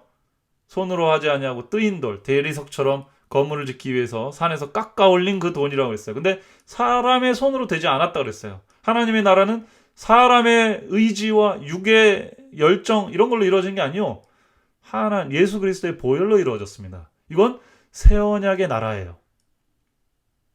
성경은 한결같이 사람의 손으로 하지 아니한 것이라고 해요. 오로지 하나님이 베푸신 것입니다. 그것이 복음이에요. 그것이 새 언약입니다. 그래서 이 새 언약의 세계가 예수 그리스도의 십자가 이후로 열렸습니다. 이것을 표현을 하나님의 나라, 하나님의 성전, 할례 이런 것들을 표현한 거죠. 히브리서도 마찬가지라는 겁니다.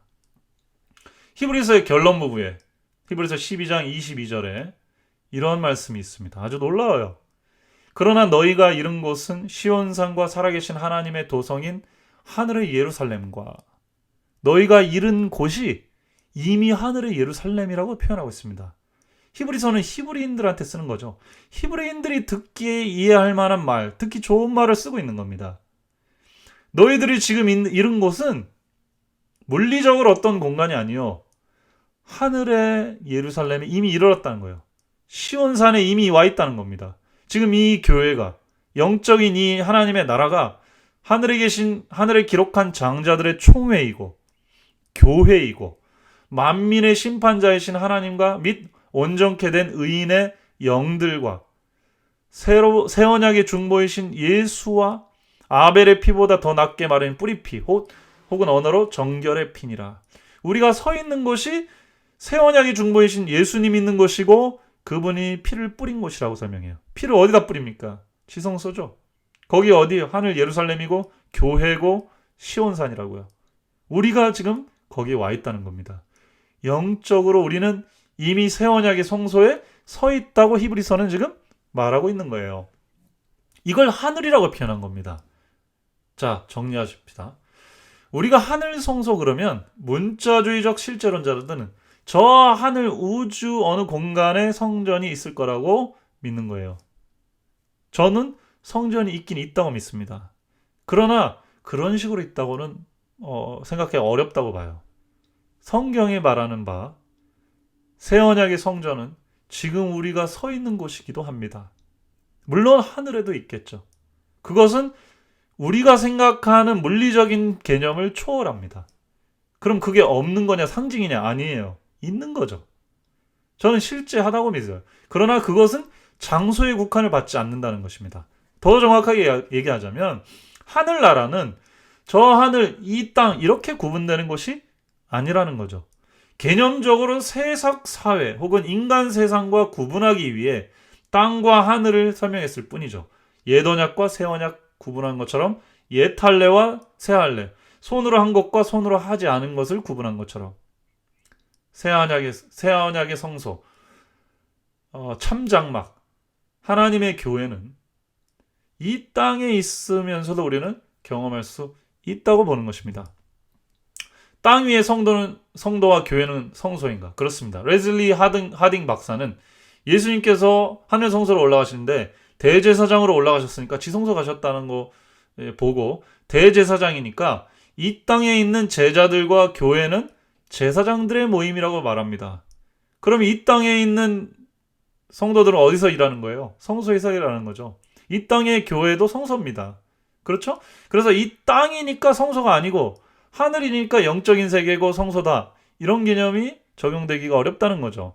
영적으로 우리는 이미 예수님이 대제사장이니까 우리도 제사장이고, 히브리서에 의하면 예수님이 지성소로 들어가셨으니까 우리도 갈 수 있다라고 표현하고 있습니다. 히브리서 8장 1절에 이제 말하는 중요한 것은 이러한 대제사장이 우리에게 있는 것이라. 그가 하늘에서 위엄의 보좌 우편에 앉으셨으니, 이렇게 나옵니다. 예수님이 대제사장으로 하늘 보좌 우편에 있다는 얘기는 얼마나 멋있는 얘기입니까? 그러면 우리는 뭐예요? 그 사업을 같이 이루는 제사장들인 것이죠. 베드로전서 2장 9절에 그렇게 얘기하지 않습니까? 오직 너희는 택하신 족속이요 왕 같은 제사장들이요 거룩한 나라요 그의 소유된 백성이니. 왕 같은 제사장들이라는 거예요. 그래서 우리는 예수님과 함께 하나님 나라의 일을 이룹니다. 이 얘기를 한 게 히브리서 12장이에요. 우리가 예수 그리스도와 함께 있고 함께 지금 하늘 성소 예루살렘 장자들의 총회에 있다는 겁니다. 영의 세계 속에서. 이 땅에 있을지라도요. 우리는 하늘에 있는 거나 마찬가지인 겁니다. 하늘에 성소가 있나요? 그렇죠. 그러나 우리는 이 땅에서도 그 하늘을 영유하고 경험할 수 있습니다. 성령 안에서요. 히브리서 4장 16절에 그러므로 우리가 긍휼하심을 받고 때를 따라 돕는 은혜를 얻기 위하여 은혜의 보좌 앞에 담대히 나아갈 것이냐. 은혜의 보좌 앞에 우리가 나갈 수 있나요? 나갈 수 있습니다. 은혜의 보좌는 어디예요? 시은자입니다. 하나님의 은혜를 베푸는 장소, 곧 시은자예요. 우리가 지성소에 나아갈 수 있다는 거예요. 1844년 이후에만 지성소 들어가는 게 아닙니다. 지성소는 늘상 갈 수 있는 것이에요. 그래서 우리가 문자적으로 개념적으로 하늘도 우리가 생각하는 물리세계, 사람의 손으로 지은 건물처럼 구분이 돼 있다고 생각하면 안 되는 겁니다. 자, 에베소서 2장 4절에는 참 멋있는 말씀이 나와요. 정말 은혜로운 말씀입니다. 긍휼에 풍성하신 하나님이 우리를 사랑하신 그 큰 사랑을 인하여 허물로 죽은 우리를 그리스도 예수와 함께 살리셨고 또 함께 일으키사. 참, 우리가 얼마나 부족한 사람이었습니까? 죄 많은 사람들이고 허물 많은 사람들인데 이미 죽은 우리를 그리스도 예수와 함께 살리셨습니다. 그리고 일으키셨어요. 그리고 그리스도 예수 안에서 함께 하늘에 앉히셨습니다. 이 얘기는 무슨 얘기입니까? 우리가 예수 그리스도 안에 있다면 그리스도를 믿는 믿음 안에서 이미 하늘에 함께 앉아서 그분의 영생과 영적 풍요로움의 축복을 이미 우리도 누린다는 거죠. 그래서 우리를 왕같은 제사장이라고 불러줄 수 있는 겁니다. 이는 그리스도 예수 안에서 우리에게 자비하심으로 그 은혜의 지극히 풍성함을 오는 여러 세대에 나타내려 하심이라. 우리는 하나님의 큰 사랑으로 하나님의 새 언약의 성전에, 하나님의 새 언약의 나라에, 새 언약의 새 생명에 들어와서 살고 있는 것입니다. 그리스도의 십자가로 이러한 모든 것들이 이루어진다는 얘기가 다니엘 9장 24절의 예언인 것이에요. 그래서 우리는 다니엘 9장 24절을 볼 때 잘라내었고 기산점을 잘라냈고 또 지극히 거룩한 것이 뭐 메시아냐 지성소냐 하늘 성소냐 그건 얘기하기 전에 얼마나 큰 사랑으로 우리의 이 무한한 죄를 영원한 속죄로 이끌어 주셨는가. 그걸 우리가 주목해야 될 것 같습니다. 그 사랑 안에 산다면 우리는 하나님의 보좌 견체 혹은 보좌 앞에 늘상 은혜의 보좌로 나가면서 살 수 있는 거예요. 우리가 하늘에 사는 것입니다. 자, 마지막으로 예수님이 성소인이 둘 다 맞다라는 주장이 나왔습니다. 이 주장을 얼핏 보면은 이 좀 변증법적으로 통합시키는 그런 내용 같아요. 근데 변증법적은 지향이라는 방법을 씁니다. 그 태제가 있고 그것에 대해서 반대인 안티태제가 있으면 양쪽의 모순점을 뛰어넘으면서 신태제가 나와야 돼요. 근데 성소는 예수님이니까 예수님이 성소니까 둘 다 맞다 이렇게 얘기하면 두 가지 아주 큰 문제가 있습니다. 이걸 좀 이따 다루겠습니다. 성소는 예수님이지 맞습니다. 의미론적으로 그렇습니다. 로마서 3장 23절에 모든 사람이 죄를 범하였음에 하나님의 영광에 이르지 못하더니 그리스도 예수 안에 있는 구속으로 말미암아 하나님의 은혜로 값없이 의롭다 하심을 얻은 자 되었느니라. 이 예수를 하나님이 그의 피로 인하여 믿음으로 말미암는 화목제물로 세우셨으니 이렇게 나옵니다. 이 화목제물이라는 표현이 헬라어로 원어로 힐라스테리온인데 이것은 mercy seat, 시은좌, 지성소의 언약궤 뚜껑을 말합니다. 예수님이 화목제물을 했는데 이건 의역한 거죠. 원래 뜻은 예수님이 곧 믿음으로 말미암는 시은 좌신이 이렇게 표현되어 있습니다. 예수님이 지성소에 있는 언약궤래요. 예수님이 이미 보좌시라는 거예요. 그래서 예수님이 보좌 우편에 앉아 있다는 얘기는 보좌에서 예수 그리스도의 피로 하나님의 은혜를 쭉 땡겨가지고 우리에게 줄 수 있는 분이라는 얘기예요. 왜냐? 이 시은좌는 그 법궤 뚜껑이거든요. 그 위에 피를 뿌립니다. 그러니까 히브리서 12장 아까의 말씀처럼 뿌린 피가 어디 있냐? 시은좌에 있어요. 예수 그리스도의 피가 거기에 뿌려져 있기 때문에 사실상 예수님은 시은좌의 기능도 할 수가 있는 거죠. 하나님의 영광은 쉐키나입니다. 인간이 죄를 범하면 하나님의 지성소에 있는 하나님 쉐키나의 임재의 영광에 갈 수가 없죠. 근데 피와 함께는 갈 수 있어요. 가면 뭐 받습니까? 용서받고 은혜 받습니다. 그래서 은혜의 자리, 시은좌예요. 은혜를 베푸는 자리. 예수 그리스도가 시은좌라는 거예요. 영적으로 그렇습니다. 그러나 우리가 다니엘 9장 24절 같은 문장을 해석할 때 예수님이 성소니까 메시아로 해석하든 지성소로 해석하든 둘 다 맞다 이렇게 하면은 위험해집니다. 하나님은 우리의 성소라는 개념은 에스겔 11장 16절에도 내가 잠깐 그들에게 성소가 되리라 하는 개념이 있었고, 예레미야 17장 12절에도 하나님은 원시부터 높이 계시며 우리의 성소이시며, 시편 90편 1편에도 주여 주는 대대 우리의 거처 우리의 성소가 되셨나이다. 지존자의 은밀하게 곳에 거하는 자는 전능하신 자의 그늘 아래 거하리로다. 내가 여호와를 가리켜 저는 나의 피난처요 나의 요새요 나의 의뢰하는 하나님이라 하리니. 그분이 우리의 피난처요 우리의 성소요 우리의 거처가 되신다고 말씀했어요. 이것은 우리의 보호처 혹은 생츄어리라는 말이 그 사냥 금지 구역이라는 뜻도 있죠. 하나님을 만나는 자리, 그런 의미론적인 해석들입니다. 이거를 실체적으로 예수님이 곧 성소다, 그러니까 더 모스트 홀리를 아무렇게나 해석해도 상관없다라고 하면 좀 위험해져요. 의미론적인 것은 가능하다고 저도 봅니다. 이렇게 양쪽을 다 포괄하는 그런 사상의 문제점은 유명론에 빠질 가능성이 있어요. 유명론이 뭐냐면 이름만 남게 돼요. 만약에 이걸 잘못 해석하면은 예수님이 성소니까 예수님이 성전에 들어가는 것은 성소가 성소에 들어간다, 이렇게도 해석할 수 있네, 이렇게 된다고요. 그러면 안 되잖아요. 분명한 개체성을 갖고 있는 겁니다. 시체성과 개체성을 갖고 있지 않은 것을 유명론이라고 해요. 거꾸로 말하면 예수님이 성소니까 하늘 성소도 예수님이야. 그러면 예수님이 예수님한테 들어가네. 이거는 철학적으로 논리적으로 말이 안 돼요. 그래서 문제가 될 수 있고요. 두 번째로 문맥을 고려한 해석이 아닙니다. 성서 문맥을 고려해서 해석을 해야 돼요. 그게 중요합니다. 세 번째는 문제를 회피하기 위한 회의론으로 보일 가능성이 있어요. 둘 다 맞으니까 싸우지 마. 잠깐 화해는 시킬 수 있지만 정확한 답을 추구할 수 있는, 진리를 추구하는 그런 그 자세는 아닌 거죠. 이런 문제 때문에 다니엘 9장 24절에 해서 이렇게 하든 저렇게 하든 상관없다. 예수님이 성전이다. 그런 얘기다. 이렇게 하는 건 좀 위험할 수도 있다라고 봅니다. 그럼 저는 어떻게 보냐? 다니엘 9장 24절은 지성소에 대한 말이 맞습니다만 그 지성소는 하늘 성소에 대한 얘기일 수도 있는데, 하늘 성소의 하늘이라는 개념을 우리가 전통적으로 문자적으로만 생각하던 하늘의 개념에서 조금은 확장해서 받아들일 때 전반적인 문맥이 제가 지금 전반적으로 쭉 설명한 복음의 맥락에서 더 잘 맞아 떨어진다라고 보는 것입니다. 예레미야 31장 새 언약, 에스겔 36장 새 언약입니다.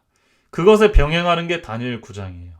왜냐? 다니엘 9장은 9장 1절과 2절에서 특히 2절에서 예레미야의 70년 만에 이스라엘의 황무함이 마치리라는 것을 깨닫고 다니엘 9장이 기도를 시작해서 다니엘이 시작되거든요. 다니엘 9장의 주제는 백성과 그 예루살렘 성전을 위한 기도입니다. 이 19절까지 그 기도가 이어지고요. 아주 간절하게 기도하죠.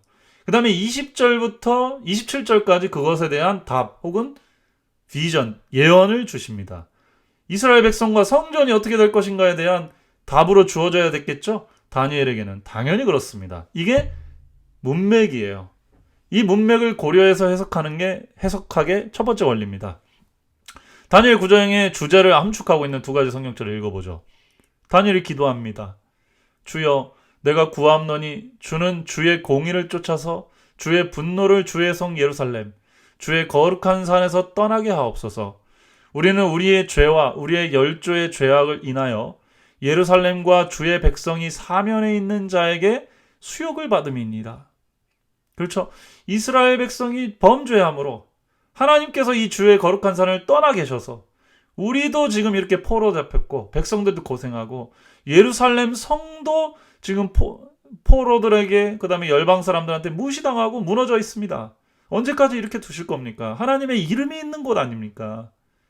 그래서 예레미야 31장의 예언과 신명기 28장의 언약을 붙들고 다니엘이 기도해요. 너무 감동적인 얘기입니다. 19절 보세요. 주여 들으소서. 주여 용서하소서. 주여 들으시고 행하소서.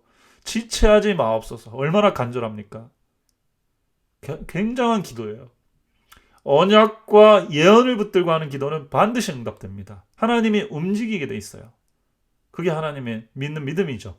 그러니까 이 기도 이후에 하나님께서는 가장 신뢰하는 천사인 가브리엘을 딱 보내는 겁니다.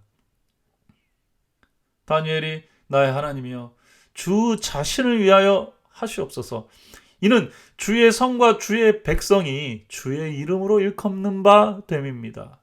우리는 죄가 많은 사람이어서 그렇게 해서 이렇게 당하지만은 오 하나님, 주의 성과 주의 백성, 주의 이름으로 일컫는 이 주체들이 하나님의 나라의 구성 원리, 가장 중요한 땅과 백성이 지금 이렇게 망해 있으면 안 되지 않습니까? 욕받고 있습니다.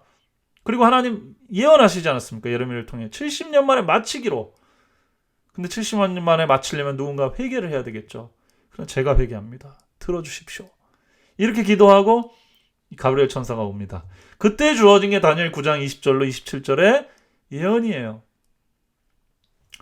이렇게 얘기하죠. 내가 이같이 말하여 기도하며 내 죄와 내 백성 이스라엘의 죄를 자복하고 내 하나님의 거룩한 산을 위하여 내 하나님 여호와 앞에서 간구할 때, 그죠? 거룩한 산은 뭡니까? 시온산이죠. 예루살렘에 있는 장소예요. 그래서 내 백성과 내 거룩한 산 시온산, 정확히 말하면 예루살렘을 위해서 기도할 때 하나님께서 천사를 보내주셨어요. 그 메시지의 첫 번째 구절이 24절이에요. 내 백성과 내 거룩한 성을 위하여 70일에로 기한을 정했다. 2300주야에서 잘라냈을 수도 있지만 어쨌든 이스라엘 백성, 네가 이스라엘 백성의 대표로서 이렇게 기도하니 내가 중요한 일에 기간을 주겠다. 70일의 기한을 주겠다. 그때 네가 기도한 대로 내 백성과 내 거룩한 성, 여기에 원어로 보면 내 거룩함만 나와 있어요. 근데 문맥적으로 보면 여기가 내 거룩한 산 혹은 거룩한 성이 되겠죠. 그러니까 의도적 생략이에요. 왜? 반복할 필요가 없으니까. 그래서 장소적인 이스라엘의 나라의 회복을 예언하는 것이 70일에가 맞습니다. 그때 무슨 일이 일어날 것이냐? 내 백성들에게 허물이 마치고 죄가 끝나며 죄악이 영속되며 영원한 의가 드러나며 이상과 예언이 응하며 또 지극히 거룩한 자가 기름 부음을 받게 될 것이다. 여기 자라는 표현이 생략이 되어 있죠. 성경은 이렇게 되어 있지만. 그러면 문맥상 뭐가 맞겠습니까? 백성들의 죄가 끝나며 지극히 거룩한 산, 거기가 다시 기름, 성별될 것이다. 이런 얘기죠. 죄가 끝난다는 얘기는 대속죄를 상징합니다. 다니엘과 그 당시 사람들이 이걸 보면 이거는 거의 저희는 확실해요. 백성의 죄가 끝나고 그 백성의 죄를 끝내려면 뭐가 있어야 돼요? 성전이 기능을 회복해야 됩니다. 그 얘기를 하는 겁니다. 근데 백성과 성소의 기능이 회복되려면 누가 나타나야 되냐? 왕이 나타나서 이 일을 이루어야 돼요. 왜냐하면 구약의 과정을 보면 다윗이라고 하는 기름 부음 받은 왕, 메시아가 나타나니까 이스라엘 백성이 통일이 되고요. 그 다음에 예루살렘 성을 만들고 백성들이 하나가 되고 그 다음에 성전을 지어서 하나님께 영광을 돌렸습니다. 그 과정을 똑같이 이룰 것이라는 얘기고요. 큰 문맥 속에서는 예레미야 31장의 새 언약과 에스겔 36장에 새 언약이 이루어질 것을 예언한 것과 같습니다. 이게 새 언약을 얘기한 거예요. 그래서 문맥적으로 1차적으로는 다니엘 시대, 다시 말하면 포로 귀환 시대의 내용으로 해석하고 적용해야 되고, 거기에서는 지극히 거룩한 더 모스트 홀리 카데시 커데심은 성소일 가능성이 훨씬 높습니다. 그래서 재림교회나 화이트부인은 제대로 해석한 거예요. 9장의 핵심 내용은 다니엘이 자기 백성 유대인과 성읍 예루살렘의 회복을 위해 기도하는 회개의 기도이고, 그것에 대한 응답입니다. 다니엘 9장 27절과 24절로 27절의 내용은 하나님이 그 기도에 대해서 주신 응답이죠. 그러므로 1차적인 대상은 이스라엘 백성의 회복에 대한 소망을 주시고자 하신 말씀이 아닐 리가 없는 겁니다. 그래서 앤드류스 유니버시티 바이블 스터디 바이블에서도 이 부분을 집어넣은 거예요. 그러나 중요한 것은 예언은 당대를 뛰어넘어서 다니엘 시대를 뛰어넘어서도 적용이 가능합니다. 실제적으로는 예레미야 31장이나 에스겔 36장 다 이스라엘이 바벨론에서 돌아왔을 때 성취된 걸로 알았지만 그것이 온전한 성취가 아니었습니다. 예레미야 31장의 온전한 성취도 히브리서 8장에 의하면 예수님에게서 이루어진 것이고요. 에스겔 36장에 영과 새 마음을 주시는 것도 예수님에게 이르러서 성령을 통해서만 이루어진 것입니다. 그러면 다니엘 9장은요? 마찬가지죠. 성전이 회복이 됐습니다. 주전 515년 스룹바벨 성전의 제2차 성전이 성별되고 기름 부음 받아졌고요. 에스라 6장에 보시면 유월절과 무교절 같은 절기를 지킵니다. 절기들이 기능을 작동한 거예요. 이스라엘 백성들이 온전히 용서받고 하나님과 관계가 회복된 것으로 볼 수가 있는 일들이 일어났습니다. 그런데 다니엘 7장 9장 24절에 주어진 그 번들, 예언의 번들, 다른 항목들은 성취가 안 됐어요. 사실상 영원한 속죄가 이루어지지도 않았고 여러 가지 일들이 완벽하게 함께 맞춰져서 성취가 이루어지지가 않았습니다. 제사와 예물이 그치지도 않고요. 기름 부음 받은 자 끊어진 일들도 없고요. 그런 일들의 본질적 적용은 예수 그리스도를 통해서 이루어진 것입니다.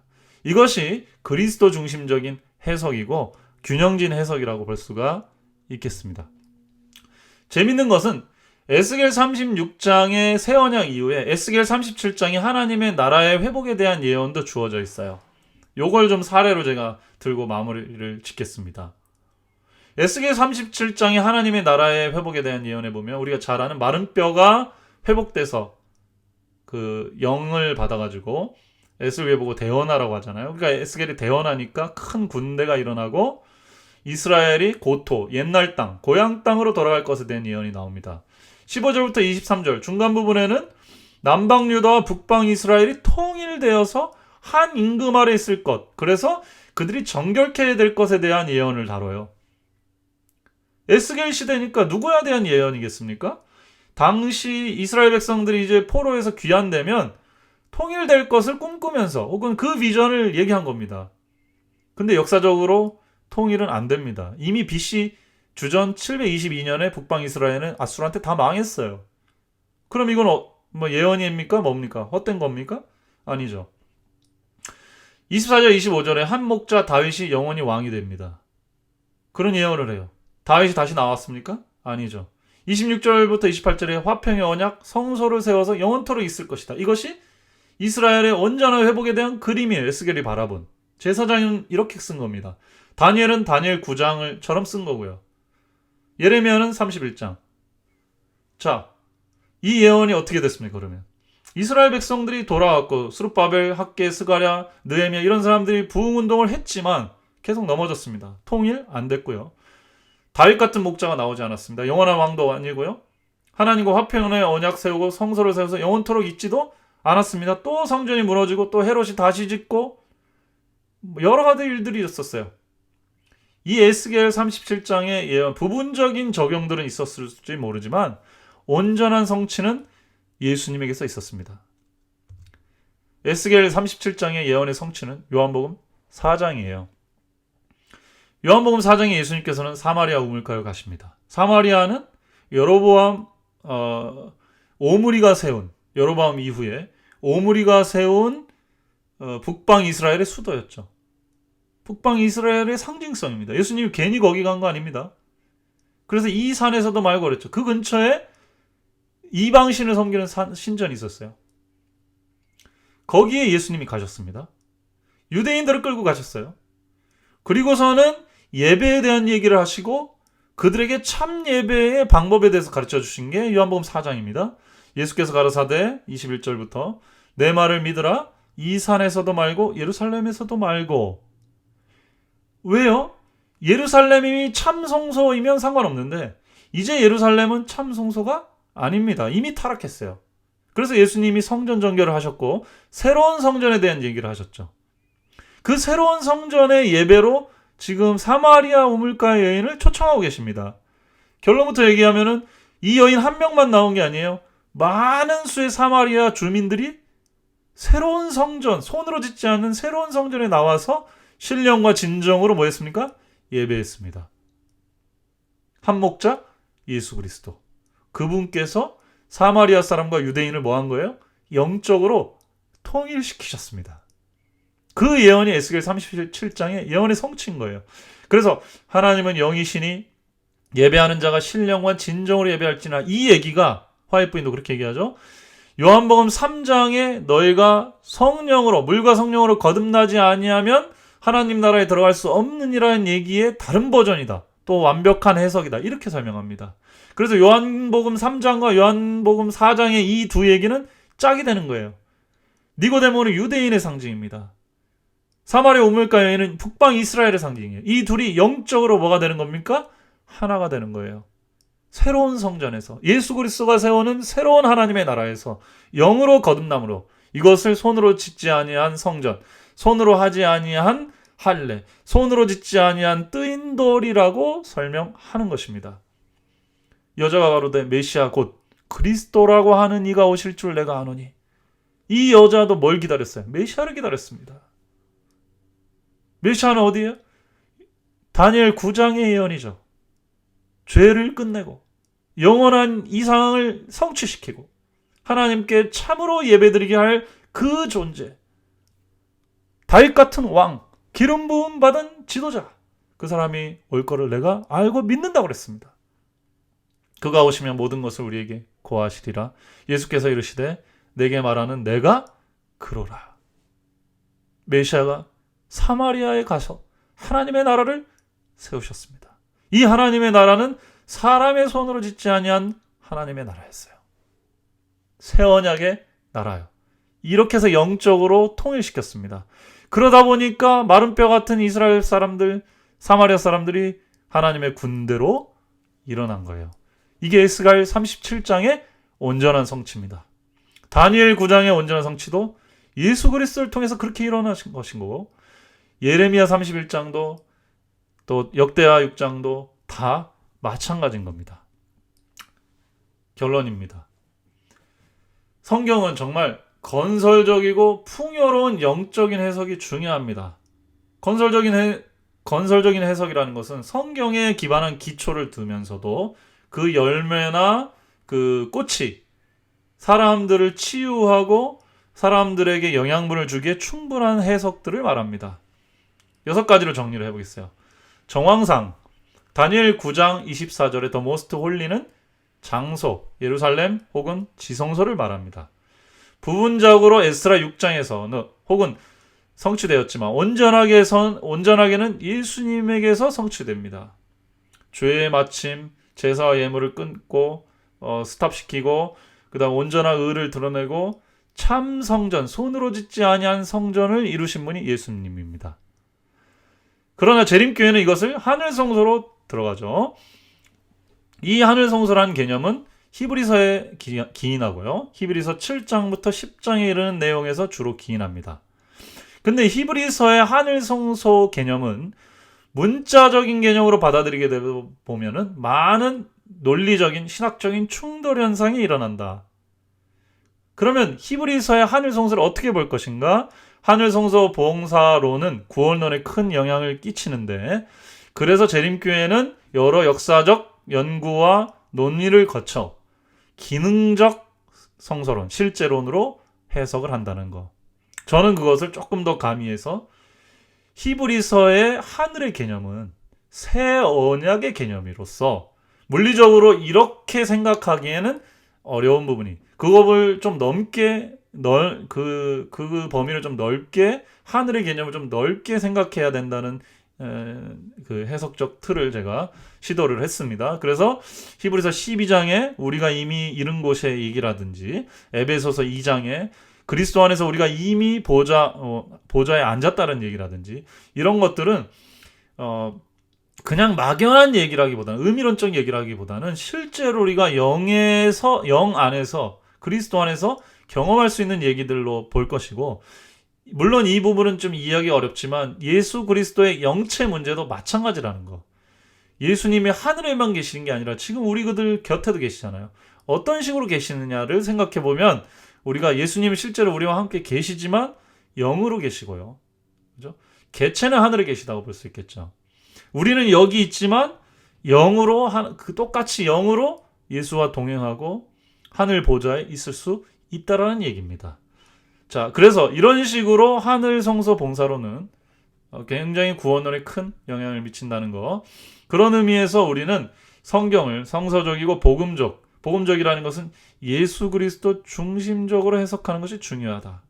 다니엘 9장은 우리가 2300주에 맞추는 개념도 중요해요. 하늘 성소론을 입증하는 것으로 해석하는 것도 중요하지만, 예레미야 31장, 에스겔 36, 37장, 역대하 6장, 신명기 28장, 레위기 26장에 관통되는, 그리고 바울이 쓴 로마서와 갈라디아서를 총합시키는 새 언약의 중보 되시는 예수 그리스도의 사역, 새로운 성전, 하나님의 손으로 지은, 사람의 손이 아닌 하나님의 손으로 지은 새로운 성전에 대한 해석으로 보는 것, 그것이 우리에게 훨씬 더 영적으로 풍요로운 해석을 주고, 우리들의 그 영적 그 포커스를 예수님에게 두게 할 수 있는 것이고, 그것이 우리가 구원론의 어떤 흔들림을 잡아줄 수 있는 해석이라고 생각을 합니다. 다니엘 9장 24절의 내용은 지성서로, 문자적으로 지성서로 보는 게 좋고, 1차적으로는 다니엘 이후에 에스라 시대에 어느 정도는 성취가 되었지만 그것의 온전한 성취는 예수 그리스도를 통해서 이루어진 것, 그 복음을 얘기하려고 다니엘 9장 24절이 쓰여진 것이라는 것을 보는 게 좋고요. 하늘 성소론에 대해서 부담이 있는 이유는 자꾸 그런 큰 맥락에서의 구원, 복음적 포커싱에서 빗나가서 재림교회가 거기서 이제 원래 믿고 있는 하늘 성소론을 증명하려고 설명하는 것처럼 보이게 되거든요. 큰 복음의 덩어리를 보지 못하게 되는 그 이클립스 현상이 나타나요. 일식 현상이. 복음을 가리게 되는 현상이 나타나거든요. 그것에 대해서 일반 신자들이나 어떤 지도자들은 반감이 생길 수 있는 것입니다. 그 부분이 반영이 돼서 다니엘 9장 24절은 지성소가 아니라 메시아가 아닌가라는 그런 주장들이 있었던 것으로 저는 해석이 됩니다. 마지막 한마디를 읽고 제가 마치도록 하겠습니다.